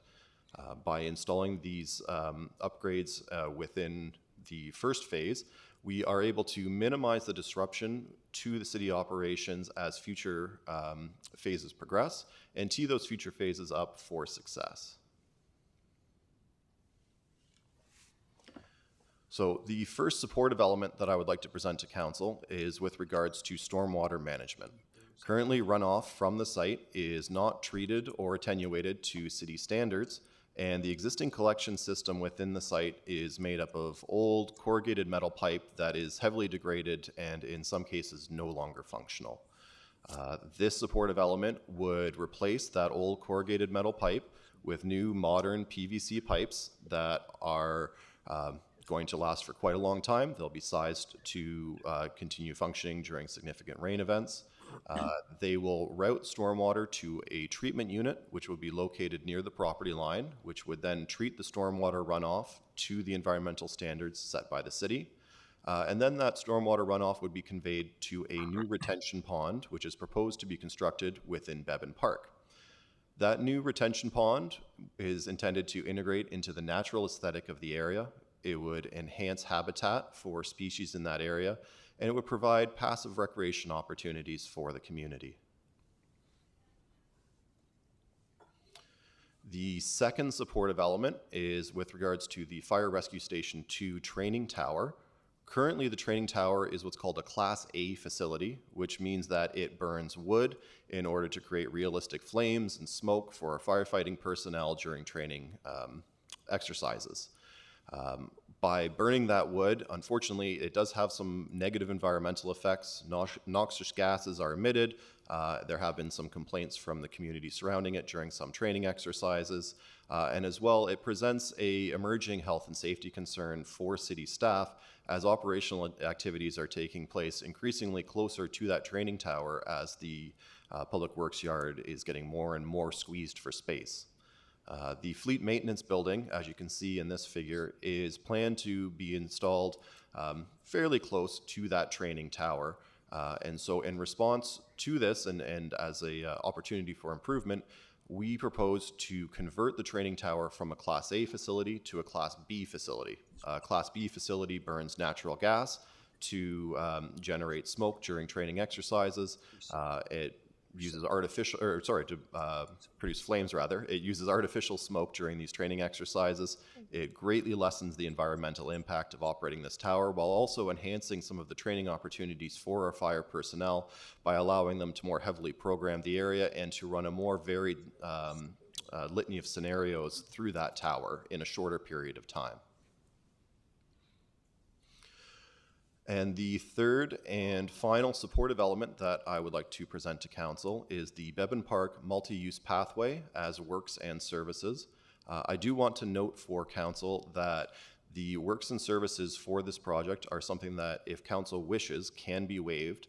However, what the project team is proposing is to install a new multi-use pathway, or MUP, along the north side of Bevan Park for approximately the full frontage of the Public Works yard. This would be in lieu of a sidewalk being installed as part of this project. Labio Road is not perceived by the project team to be a major pedestrian or active transportation thoroughfare. However, consideration for those transportation modes is still important to take in. So what we have proposed is installing this MUP from the Bevan Parkway over to Dorman Road. It would be available for pedestrians and active transportation users. There would be several interfaces with Labio Road, so it would be open for flexible use. And it would help enhance the accessibility of the amenities that already exist within the park by allowing people to get to them using whatever modes of transportation best suit them without negatively impacting the footprint of those amenities. We can see in this slide how that proposed MUP would interface with the existing and already planned or in progress trails and sidewalks and active transportation routes through this portion of Bevan Park. I think it's interesting to note that this MUP along the north side of Bevan Park was identified as the most desired project brought forward through public consultation during the creation of the current Bevan Park Master Plan.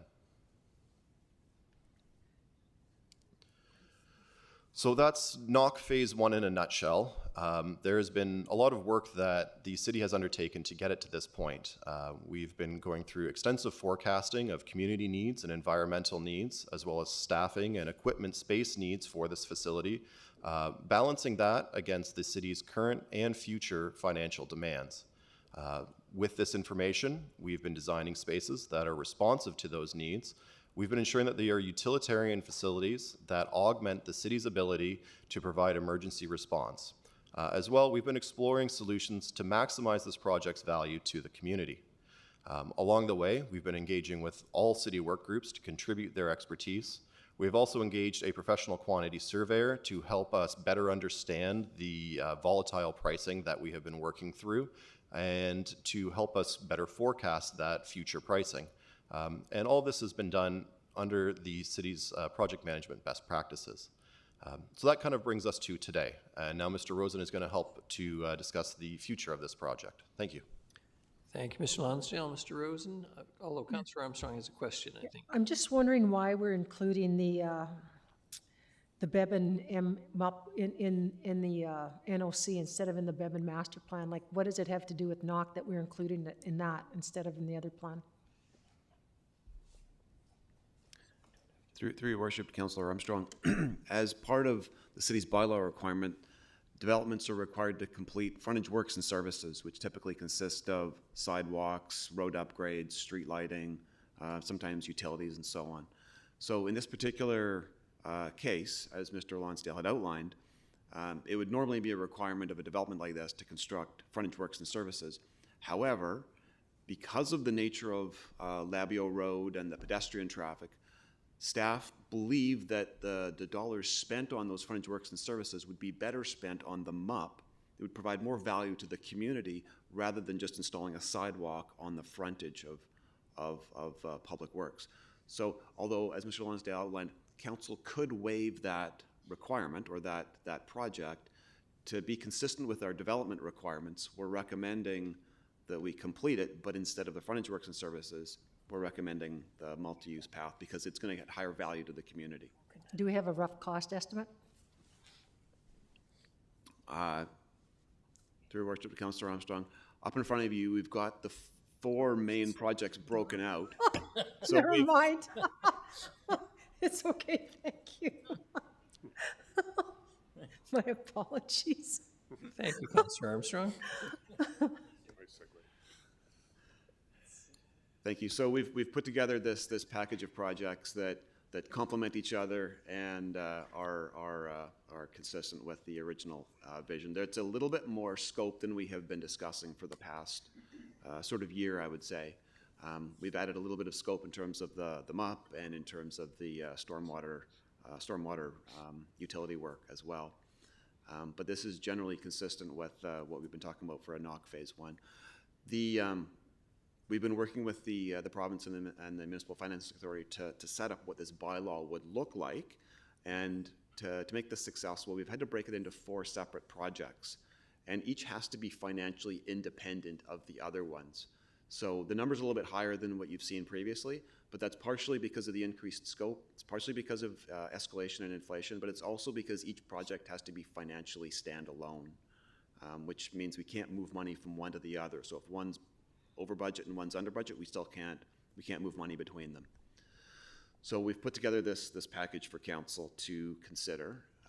We're recommending an alternative approval process, just because this is sort of core work for the city that doesn't necessarily have a direct benefit to the public, other than continuing to be able to support the services the city provides. So if we follow through with an alternative approval process, the plan would be that we'll be in front of council in June with a draft bylaw, or a bylaw for council's consideration. There'd be public engagement and consultation throughout the summer and fall, and then the actual AAP itself would occur in the fall. So there'd be that process where the public could start a petition process that would occur in the fall. So just to wrap things up, this project has been discussed for quite a few years now, and it's obviously very important for the continuation of the city's essential services. The project is fairly well mature, as Mr. Lonsdale outlined. It's essentially ready to go, and the recommendation for council tonight is to pass a motion to direct staff to come back with a AAP bylaw, as well as to allocate $300,000 funding from the General Asset Management Reserve to continue to support the project until the borrowing funding is available. So with that, any questions, we'll be happy to answer them. Thank you very much, gentlemen. Councillor Perino and then Councillor Brown. Thank you, Your Worship. Question through you for staff, and I'll save my comments for afterwards, but if I just understand this, going back to the slide that you have about the costing, the different areas, are you saying that could we put that entire as phase one, like all 4 of those, or would they have to be paid, would they have to have basically 4 separate AAPs? Through your worship, Councillor Perino, it's one AAP, and my understanding is it has 4 line items on it. So it's one AAP. So does the public then vote on all 4 or just one? My understanding it's just one AAP. Okay. Your worship, I could just add to that through you to Councillor Perino. So, and I was actually going to note this when Mr. Rosen was speaking to this slide because I thought this might be a question. The question on the ballot will be, do you approve the City of Nanaimo borrowing up to $48.5 million? And then it'll say for A, B, C, and D. But the one question will be the total amount. Okay. A couple more questions, if I might. Now, it's from what I'm reading, there's no work to be done in this phase 1 at Prudhoe. Is that correct? At the Prudhoe site, right? That's correct. Okay. And I'm also reading that there are no feasible grant funding opportunities for a project like Knock. Nothing? No granting opportunities at all? We can't beg appropriately? There's no opportunities, eh? Through your worship to Councillor Perino, we keep a constant watch on all these grant opportunities that become available, and we haven't seen one that would, as far as I can remember, that would fit this criteria. Isn't that so it's just not the kind of thing that the granting agencies are looking favorably on. So you can't run a city without this, right? You can't do it, and yet quarrel for another day. Thank you so much. Thank you. Thank you, Your Worship. Thank you. Councillor Brown. Thank you, Worship, and thank you, Mr. Lonsdale and Mr. Rosen, for the presentation. Answered a lot of my questions, but the one question I do have, and I feel maybe the report's missing a section called financial implications. And I'm just curious on what is the, if the AAP did proceed, what is the projected budgetary increase that would be required for debt servicing in future years, and when is it anticipated that debt servicing would start? Because I don't think it's accounted for in the financial plan.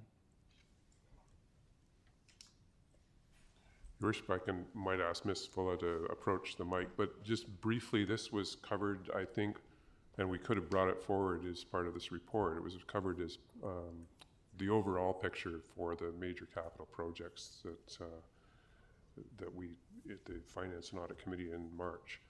But I think it comes in gradually, but we would be seeking, maybe I won't misspeak, and I'll let Ms. Fulla speak to it. Ms. Fuller, you have to have the crappy mic, I'm afraid. I think you used a Through the bad chair word. to Councilor Brown, I'm sorry, we did a property tax projection for you as part of the major capital report. We have not updated those numbers yet to reflect the 48.5 million, which is an increase in the borrowing. We will have those numbers for you though when the report comes in June, or I can also ask Ms. Mercer to bring an update to the Finance and Audit Committee meeting coming up. And you are correct, these are not reflected in front of you in the 2023-2027 financial plan. They'll come before you tonight for approval. Thank you. If I may follow up, what is that anticipated that they would appear in the financial plan? Because I just imagine, based on the numbers previously, that would add a significant amount to the budget. Through the chair to Councillor Brown. So actually the draft budget we would bring to you in the fall for 2024 to 2028 would not reflect those numbers at that time, because we would be waiting till we have electoral approval and then council adopts the budget to add it to the financial plan. There would be minimal impact in 2024 because we wouldn't do a lot of borrowing in 2024. It would start to be the future years, because in 2024 we'd anticipate doing a fall borrowing based on cash flow, which means really we just have an interest payment, very few debt servicing costs in 2024. You start to see that borrowing pick up in future years. Okay, thank you. I would just make a comment that although it's just the real decision here is 300,000, I'm uncomfortable making such a vote even on that when we don't know the full implications that it should be considered as part of that decision. So just highlight that, I would like, it would be my preference to see that type of thing in these reports moving forward, but thank you. Thank you very much. Councillor Thorpe. Thank you, Your Worship. If there's no further questions, I'd like to move a recommendation, and that being that Council direct staff to proceed with the Nanaimo Operations Centre Phase 1 project and prepare a borrowing bylaw to begin an alternate approval process in support of the project, and allocate $300,000 from the 2023 General Asset Management Reserve Fund to support the Nanaimo Operations Centre Phase 1 project until funds from borrowing become available. Seconded, Councillor Perino. And if I may, Your Worship, I'll certainly be very pleased to support this. This has been a long time coming, and thank you for your work, Mr. Lonsdale and staff. This is what the city is all about, being able to supply basic needs to our citizens in terms of public works. And this facility is well beyond its best buy date. So I think the sooner we get moving on its replacement, the better. And I'm especially pleased that now we not only have a nick and a knack and a knock, but we also have a MUP, which I had never heard of until today. So thank you. But I do recall regarding the Bevan Park master plan that multi-use pathway was very strongly supported by the community. So I'm glad that has been recognized as part of this project. Thank you. Thank you, Councillor Thorpe. Councillor Perino. A nick and knack. Anyway, I'm really disappointed that it's not turf fields. I get why it's so important. And I mean, I just think to myself, you've been operating out of this facility since the early 1960s. It's as old as I am. So I'm like shocked that you haven't been able to do this until now. So obviously it is needed. And I also agree with Councillor Thorpe. As a walker, that Bevan Park multi-use pathway, that's a great idea. And I think, there's lots of people that live in, work in that area, not live in that area, but work in the area that will make use of that. And that's a good thing too. And if we can't go through with it, I certainly appreciate that we may have to review that in the coming years, but it's, this is long overdue, but it's just not the turf fields that I was hoping for, but that's okay. Thank you. Thank you very much, Councillor Perino. And I must say, looking at Mr. Elliott here tonight and his long service to the city, it really, really is way past time that the people who do a lot of the grotty, tough work in tough conditions, called out in emergencies, etc., have a decent, safe, secure place to work. So unless I see someone else, all those in favor? And any opposed? None. Motion carries. Pardon me, Councillor Brown. Yes, you're opposed. All right. And next, thank you very much, gentlemen. The next is development permit application number 1273, DP 1273-4775 Uplands Drive. Mr. Lindsay, are you just going to toss it to Mr. Holm, or are you going to... Your Worship, I'll give him a moment to set up there. Sorry, we do not have any additional MUPs, but we do have a development permit for you. I'll turn it over to Mr. Holm. Thank you very much, Mr. Holm. Good evening. Welcome. Good evening. Thank you, Your Worship. This is a pretty straightforward application, development permit application for property highlighted in red on the screen. This is a proposal for 96 units within 2 buildings, 4-story buildings. This is the last development parcel within the Longwood development, the last parcel to build out in that development. Form and character and finishing of the proposed buildings are very consistent with existing Longwood form and character, as you're likely all familiar with. If you could bring up attachment E, building perspectives, you'll get a sense of the nature of the buildings proposed. Proposed 2-meter height variance, and as well a variance to allow parking in front of Building A, which small amount of surface parking in front of Building A. That's all I have to say about this, other than obviously it complies with applicable development permit area guidelines, and would be a nice complement, a nice addition to the Longwood development. Thank you. Thank you very much, Mr. Holm. Councillor Prino? Just a quick question through you, Your Worship. Is this a seniors care facility? I wasn't sure. Through your worship, no, it would be residential. Okay, thank you very much, thank you. Well, residential can be seniors care as well, obviously, but it's just that because of the area, there are several, Origins is there, and it's a very popular place for seniors to reside, so that's why I wasn't sure if it was a part of that whole. Yeah, through your worship, it's seniors oriented, but just residential, so just living apartments. Yeah. Okay, thank you. Thank you, and I have a question, Mr. Holm, just pure curiosity. Can you refresh my memory? When did this project start? This is the last of a long phase. Longwood itself, your worship, I would look to Mr. Lindsay. 1994, he says. 1994, says Mr. Lindsay. Yeah, it's been under development for quite some time. It's obviously quite a signature development in the community, and obviously this is quite walkable to all the services that Longwood provides as well. So. Thank you very much. Anyone care to make the the motion? Councillor Brown, seconded Councillor Hemmons. Any discussion? Not seeing any. All those in favor? Any opposed? None. Motion carries. Thank you very much. The next is ALC non-farm use application number LR 000015-1980 Richardson Road. And Mr. Lindsay. Thank you, Worship. I'll turn this over to Mr. Holm. And yeah, thank you, Your Worship. And I'll try and focus actually.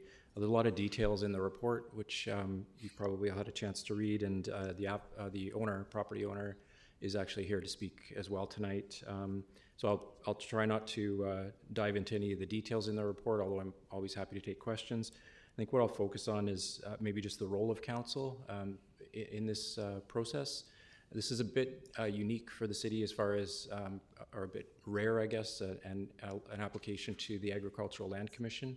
There's not a lot of there's not a lot of land within the Agricultural Land Reserve in the city, and it's relatively rare that we see an application to the Agricultural Land Commission. So I thought it might be an opportunity just to highlight council's role in an application of this type at this point in time. So the Agricultural Land Commission, I'm sure council's familiar with, is a regulatory body, provincial regulatory body, and sets land use regulations for land within the Agricultural Land Reserve. Certain uses within the Agricultural Land Reserve are considered permitted farm uses, and other uses can be permitted through a non-farm use application. This is a non-farm use application for soil processing within the Agricultural Land Reserve. And what is required from the province of council is to consider that application before it's actually forwarded to the Land Commission for consideration. So council has some options. Council can decide not to forward the application to the Agricultural Land Commission, in which case it wouldn't be considered by the Commission.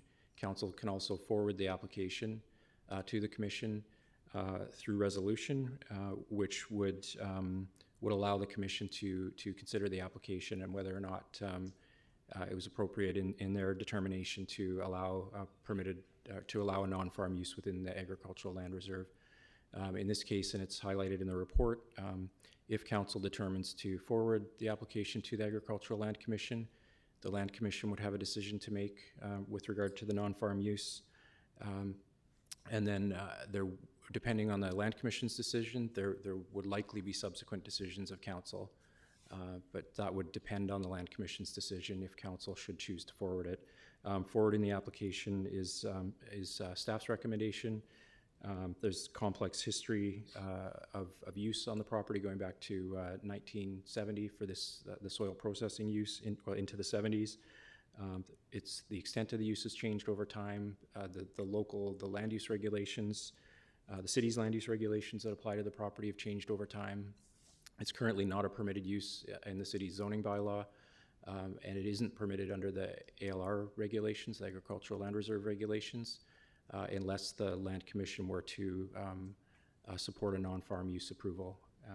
That's about all I had to say on the application. There's a lot of details in the report. Happy to take questions, and again, the owner is here as well. Thanks. Thank you very much. Councillor Brown?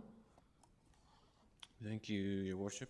Through you to staff, if ALC did grant approval, would it be a BOV application to the city? That's a good question. I'm not sure. That could be an option. Board of Variance. Board of Variance application. I hadn't thought that one through actually, as far as what type of application. That's where it depends on what the Land Commission's decision is, and what the owner's decision is subsequently. The owner could look at an official community plan amendment, rezoning application, potentially a temporary use permit application, depending on the Land Commission's decision.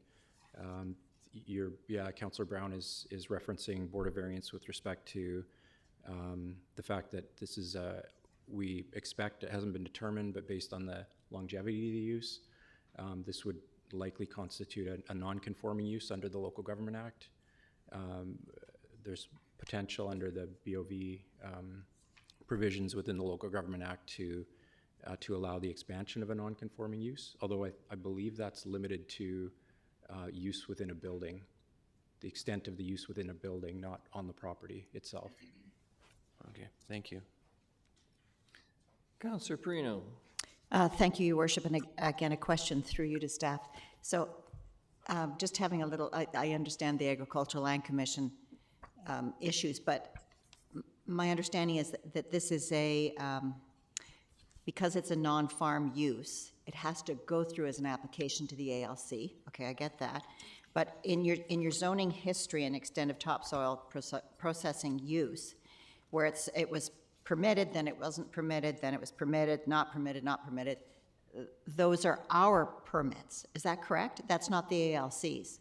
It was permitted, it was granted approval through the ALC, is that correct? But it didn't go with our zoning, and am I understanding that right? Through Your Worship, maybe I can try and clarify that. So under the Agricultural Land Reserve regulations, yes, it's as far as I understand, the timing and the details, and this would be for the Land Commission to determine, but it's never been permitted beyond a limited scale within the Agricultural Land Reserve. Okay. And given the nature of the use, it's quite complicated actually when it comes to soil processing or composting, yes, within the Agricultural Land Reserve. Yes.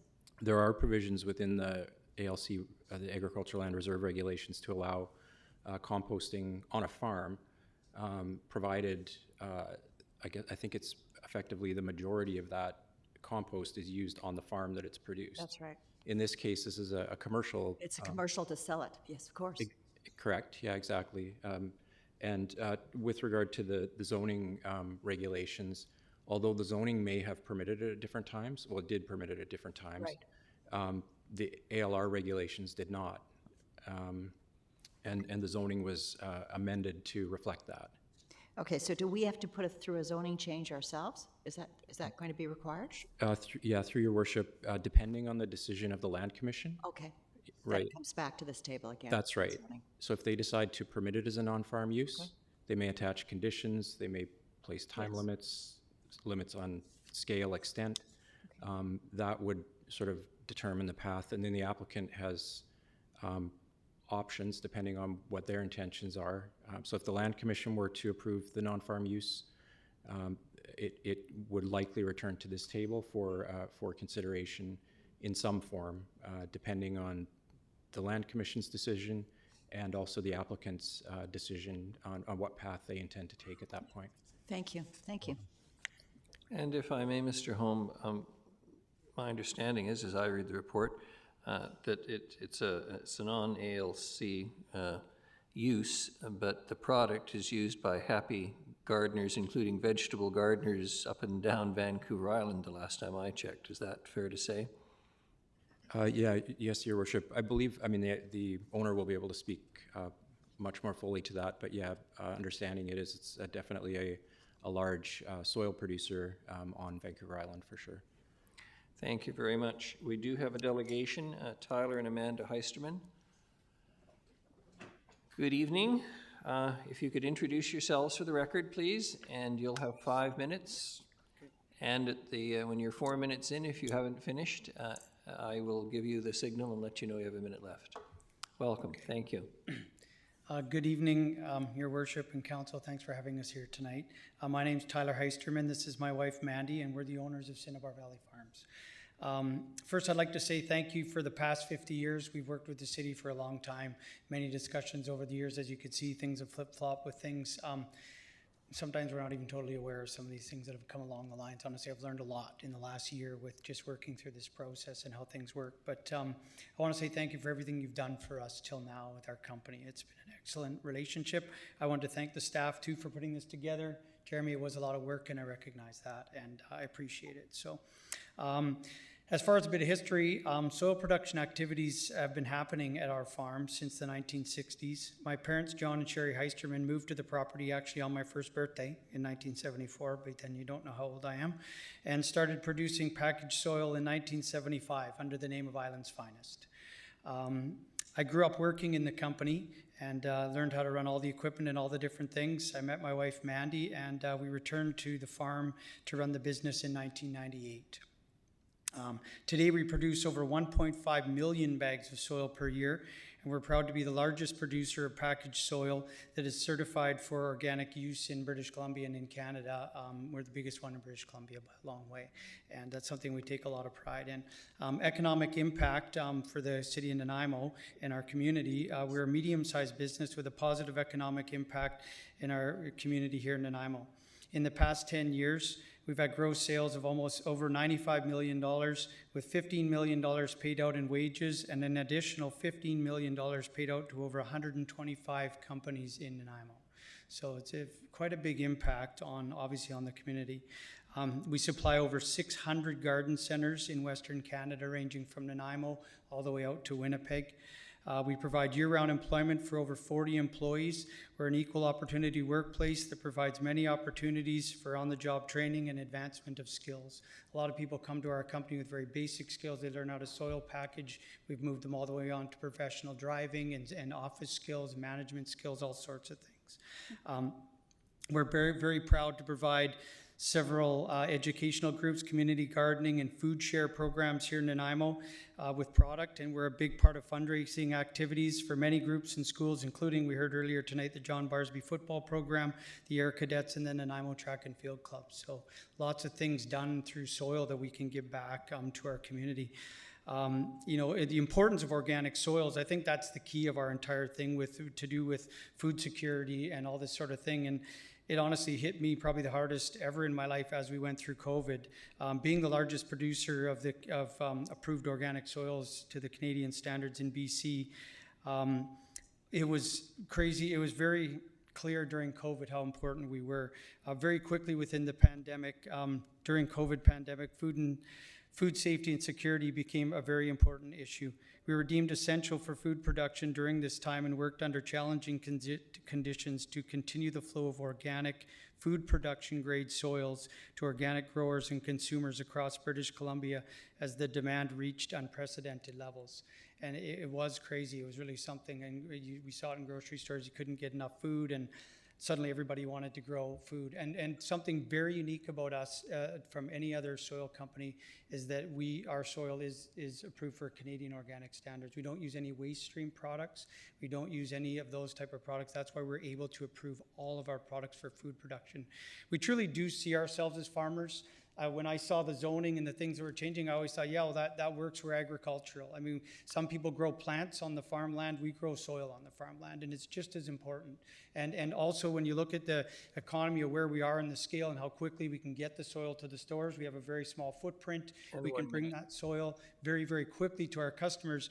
There's hardly any soil companies left. There's one in Vancouver right now, Consolidated EnviroWaste. They're on the same zoning as us, actually. They're on AR1, and it's ALR land. And they were granted that in 1990 by the city of Abbotsford to run an operation exactly the same as ours on the exact same zoning. And and there was actually one other very large company that just pulled up their roots at the end of June this year. They're pulling up and they're moving to Alberta. So moving forward, there'll be 2 companies left in this province to supply these types of soil, us here on Vancouver Island and the one company. And they take waste, their waste, they don't even make anything organic. So I honestly, like, if we weren't there, I don't know. It would be difficult to get the products that we create. And so yeah, and that's where we are. And at the top of it all, we still do farm there. And we do our hay crops every year on the fields, and we're very dedicated and committed to keeping it a farm for the future as well. You must have practiced this. You're at 3 seconds. Congratulations. He's a talker. I was going to say, given the complaint in most relationships is men don't talk enough, Ms. Treisman, you've done the male gender proud tonight. Any questions? Not seeing any. Councillor Thorpe? I'll move the recommendation if there's no questions. Seconded Councillor Hemmons, Councillor Brown, and then Councillor Thorpe. Thanks. I'm just trying to piece it together.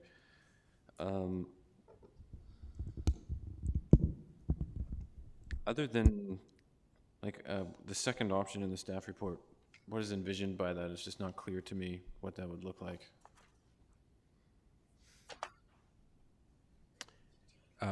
Through your worship, to Councillor Brown's question. So the idea there is that council may choose to forward the application with comment. It's just opening the opportunity up for comment. So the resolution would include comment if council were so inclined. Right, so in either scenario though, comment would go forward that says this is contrary to zoning and OCP? Yes, that's correct. The staff report will form part of the submission to the Agricultural Land Commission as well. It's intended to kind of outline the base information, the facts and regulations that apply to the property. And then, but in either 1 or 2, options 1 and 2, 1 is the recommended option, 2 would allow for the application to be forwarded with council comment if council should choose to do so, and 3 would be to not forward the application, to refuse to forward it to the Land Commission. So, sorry, Your Worship, so a comment could be that council is supportive of the application? If that were council's prerogative, for sure, yeah. Okay. Just leaving that opportunity open. Thank you. So the motion on the floor, as I understand it, is fairly neutral. I would just say that I would personally be in support of adding a comment. Knowing how strict the ALC can be, I would be supportive of adding the comment that council is supportive of the application. If that's an amendment, is there a seconder? Second. Seconded Councillor Thorpe. I'll let him second it. He moved the motion. Any discussion on the amendment? Seeing none, all those in favor? Any opposed? None. Motion carries. On the main motion as amended. Any discussion? Councillor Thorpe and then Councillor Perino. Thank you, Your Worship, and I want to thank Councillor Brown for his amendment. I personally feel that I'm very interested in what the ALC has to say about this, but I personally feel that this is a very, very valuable and worthwhile operation to our city, to our residents, and to the greater community in terms of organic soil production. So I'm happy to support that, and I have to take the occasion, Your Worship, because I happen to know that the Heistermans, through their company, donated, I believe it was 2,000 bags of soil to be used as a fundraiser for the track club. So I have to say congratulations on doing that. But that is a separate issue, and I'm strongly in support of this. Thank you. Thank you very much, Councillor Thorpe. Councillor Perino. Thank you, Your Worship, and just to thank the delegation, that was excellent, and you didn't miss a word, so that was very good. And I'll just allow me a second of grandstanding. If the ALC turns this down, I hope this entire council goes down there and fights for this, because what a strong business and such a great farming. I mean, it doesn't get any better than this. So if they turn this down, we'll be there for you. That's for sure. Thank you. Thank you very much. No other speakers. All in favor? Any opposed? None. Motion carries. Thank you very much. Ms. Gurry, the scheduled Recess is 9 o'clock, so we'll take 10 minutes, everyone. Thank you. Unless council's wish is to just push through. Oh. That's what I wanted to hear. The next is rezoning application number RA 475-444-450-500 Comox Road, 55 Mill Street and 1 Terminal Avenue, and Councillor Eastmere has a conflict and is leaving the room. Thank you very much. Mr. Lindsay, please. Thank you, Your Worship. I'll turn this one over to Mr. Holm, but I believe we also have a delegation on behalf of the applicant tonight. So, Mr. Holm. Great. Thank you, Your Worship. Yeah, I believe we have Frank D'Ambrosio attending remotely, I believe. I'll just speak briefly to the application. This is an application, obviously, that Council's familiar with. The properties outlined, multiple properties outlined in red on the screen.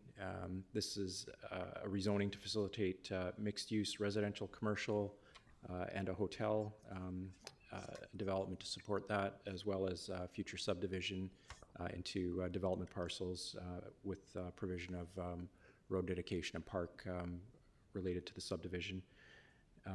The bylaw was introduced originally in August 2022, given first and second reading at that time. Subsequently proceeded to public hearing in September 2022. Third reading was granted in October of 2022. Subsequent to that, third reading was rescinded in February of 2023 to provide opportunity for consideration of the OCP policies that apply to the property, just clarification around that. Report was provided to address that. What's recommended here is rescindment of second reading and reconsideration of second reading of the bylaws as amended. There's an amendment required to address administrative errors in the bylaw that were introduced through based on the information provided by the applicant related to some of the development details. What's not changing is the nature of the development as proposed.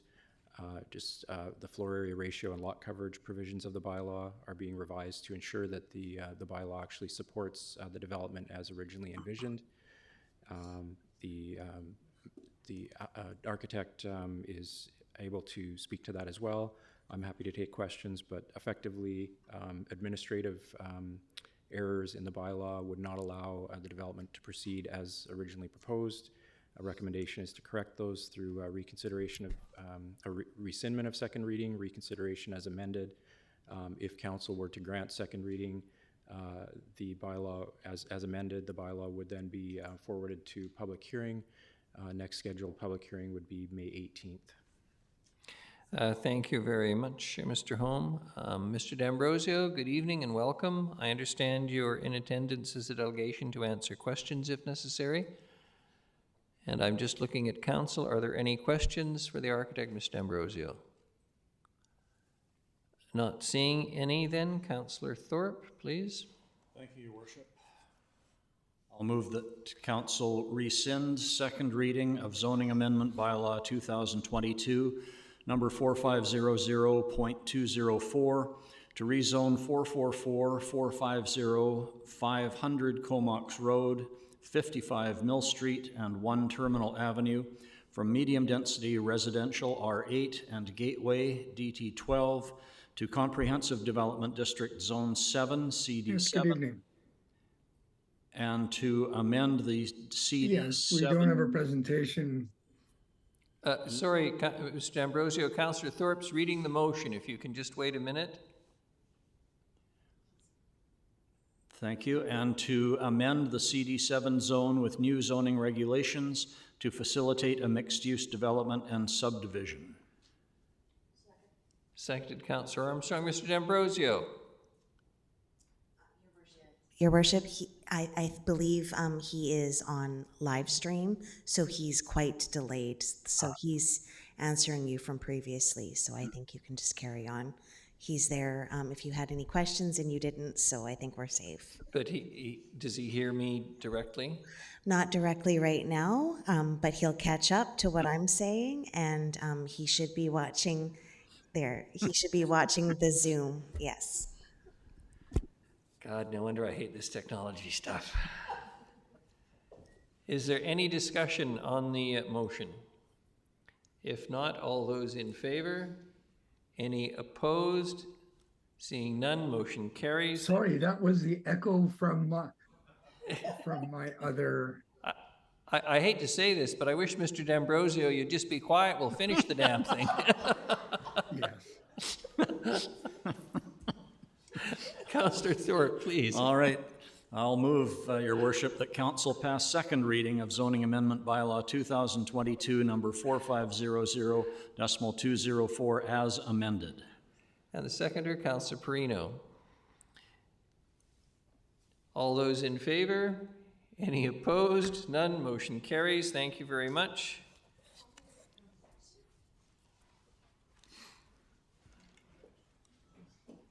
Mr. D'Ambrosio, don't take any of my cheekiness to heart.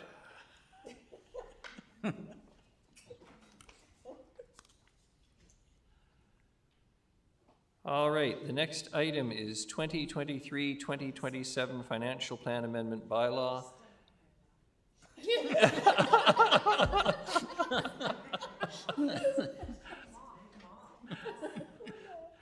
Ms. Fuller, welcome. You've been very patient tonight. Thank you.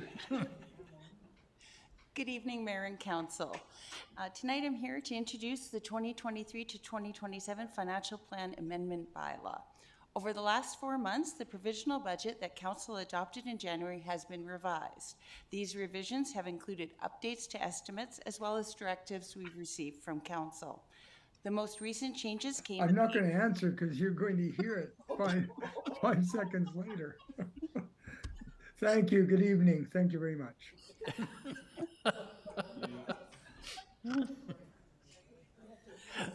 The most recent changes came at the April Finance and Audit Committee meeting with the elimination of the $1.1 million allocated from the Special Initiatives Reserve in 2023 to reduce 2023 property taxes, as well as increases to 2 capital project budgets.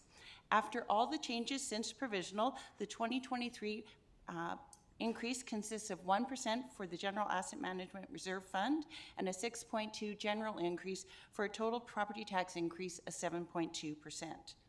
The market value of Class 1 residential properties increased 12.02% in 2022. With this increase, the average value of a single-family residential home is now $808,873. A home with this assessed value will pay $2,647 in 2023 property taxes, and that's for the city portion of the property tax bill. This is a $179 increase, or less than 50 cents a day over 2022 if the property assessment increased with the market average. As mentioned by Ms. Mercer in previous presentations, the city needs to have a financial plan adopted before May 15th in order to authorize expenditures for any changes and allow for adoption of the property tax bylaw. So we're here tonight looking for council to give first 3 readings for the 2023-2027 financial plan amendment bylaw. Ms. Fuller, thank you. Any questions for Ms. Fuller before I ask Councillor Thorpe to make the motions as recommended? Painful as that might be. Not at all, Your Worship. Councillor Thorpe.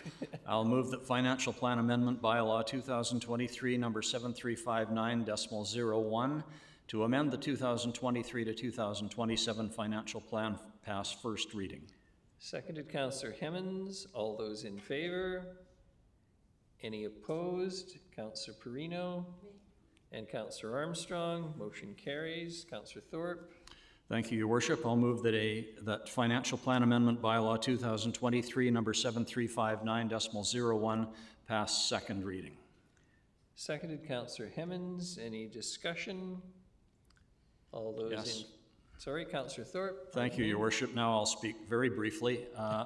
And I'm speaking to say reluctantly that I cannot support this because of the discussion we had earlier this evening, which raised through this amendment our tax assessment from 6.4% to 7.2%. And I'll point out that this change was not a recommendation from our award-winning finance department. So I appreciate all their work and I support them, but I'm not going to support this amendment. Thank you. Thank you very much, Councillor Thorpe. Councillor Perino.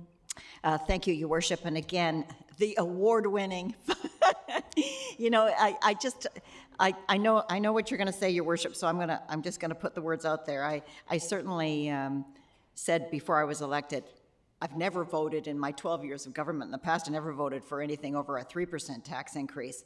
And I just assumed it was going to be just as easy here. And I have to say about our finance department, you have done such an excellent job to educate me on the real problems that this city is facing on an ongoing basis. And I think, you know, I was absolutely blind to what the issues are, particularly with inflation and everything that's going on. And the excellent management of the money here is very good. Having said that, so I could get my head around, all right, I'll go to 5%. And then when it came in at 6.2, I thought, oh, Lord, you know, I understand where they're coming from. Maybe I can support that. And then we agreed to up it by 1%. Not a chance, not a chance. You know, in this day and age of inflation for families, rising interest rates, the cost of food and shelter, and you know, I don't know how people fill their cars with gas or electricity to keep them going if they're so inclined. You know, it's a tough go, but there's no way I'm going to support this given this scenario. Thank you. Thank you. In order, Councillors Brown and then Gesselbrock. Thanks, Your Worship. I just believe that facts are important and that I'm almost 100% certain that in 2022, our award-winning financial staff did not also suggest that we borrow from reserves to lower tax rates. So it's a dual-edged sword. Thanks. Councillor Gesselbrock. Thanks. In case my memory doesn't serve me correctly, I think we all approved a 7% tax increase just a little while ago. And it was just the last committee meeting that it came in that there was a bit more money than we thought we had, which made it possible for us not to tap into our reserves to keep it lower. And so we're not increasing the tax just now. We're keeping it pretty much the same as it was 3 months ago. So I think we need to correct the record on that. Thank you. Thank you very much. And as everyone knows from the record, and I'm not ashamed of it, I supported Councillor Thorpe in this, but I can count. And I'm the one, as mayor of this city and chief spokesperson, who's going to have to defend whatever decisions we make. So candidly, if I have to defend, I'm going to support the motion as it stands. There is a time and to die on certain hills. I don't see this as a hill to die on, particularly given that, as Mr. Rudolph reminded us tonight, to answer the question, we're talking about $21 on the average house. So having said that, all those in favor? Councillors Eastmere, Gesselbrock, Hemmens, Mayor Krogh, and Councillor Brown and Councillor Manley, and those opposed, Councillors Armstrong, Thorpe, and Perino. The motion carries. Thank you. Councillor Thorpe. Thank you, Your Worship. I will move that Financial Plan Amendment Bylaw 2023, number 7359.01, pass third reading. Seconded. Councillor Hemmens. All those in favor? Councillors Eastmere, Gesselbrock, Hemmens, Mayor Krogh, Councillor Brown, Councillor Manley. Those opposed, Councillors Armstrong, Thorpe, and Perino. The motion carries. Thank you. The next is item I, the 2023 Property Tax Rates Bylaw. Ms. Fulla, back to you again, please. Thank you. I have before you tonight the 2023 Property Tax Rates Bylaw. So based on the amount of revenue needed from taxation in the 2023-2027 financial plan, staff have calculated the 2023 tax rates.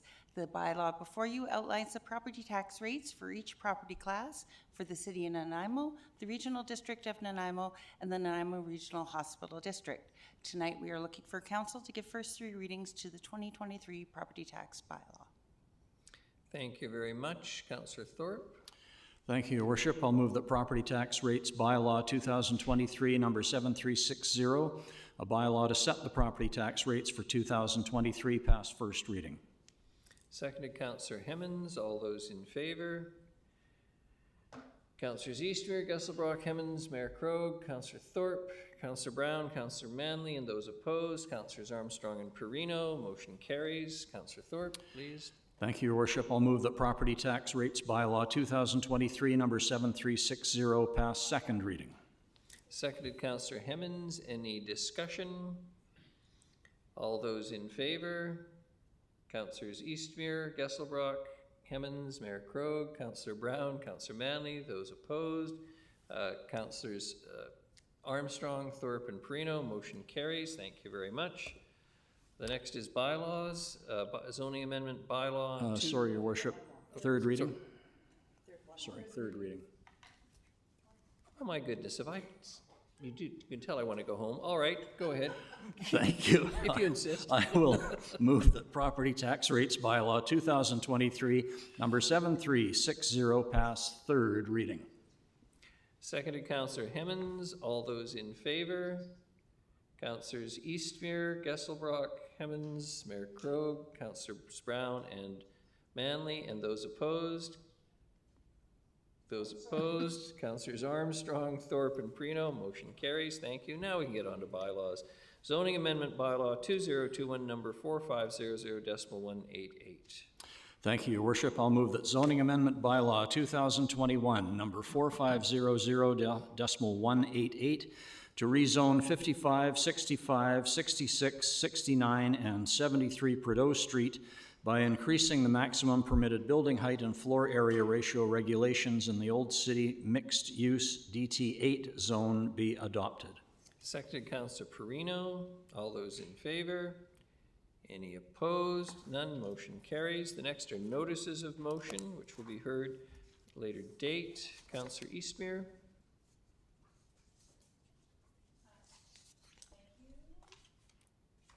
It's all right. There we go. Yes, thank you. I will be bringing forward a motion that staff prepare a report for council with options to expand funding to the Vandalism Relief Grant Fund, and that the program be amended to allow properties or businesses to apply more than the current limit of twice per year, and to receive up to $2,500 per incident, up to a maximum of $5,000 per year. Very good. Thank you. And then Councillors Brown and Manley, Redevelopment Corporations. Councillor Brown. He's waiting for it. Notice given, Your Worship, per the agenda. Thank you. Thank you very much. And the final one, Councillor Thorpe, Recontrolled Use of Substance in Public Spaces. Councillor Thorpe. Thank you, Your Worship. I'll be bringing forward a motion that council direct staff to prepare a report on options to regulate the use of controlled substances in public spaces, including a summary of steps being proposed in other British Columbia communities following provincial decriminalization. Thank you very much. No other business that I'm aware of. I suspect there's nothing in the question period sheet. Mr. Sims has given us the thumb down. Motion for adjournment, Councillor Brown, seconded Councillor Armstrong. All those in favor? Any opposed? None. Motion carries. Thank you, everyone, for your attendance tonight. Much appreciated.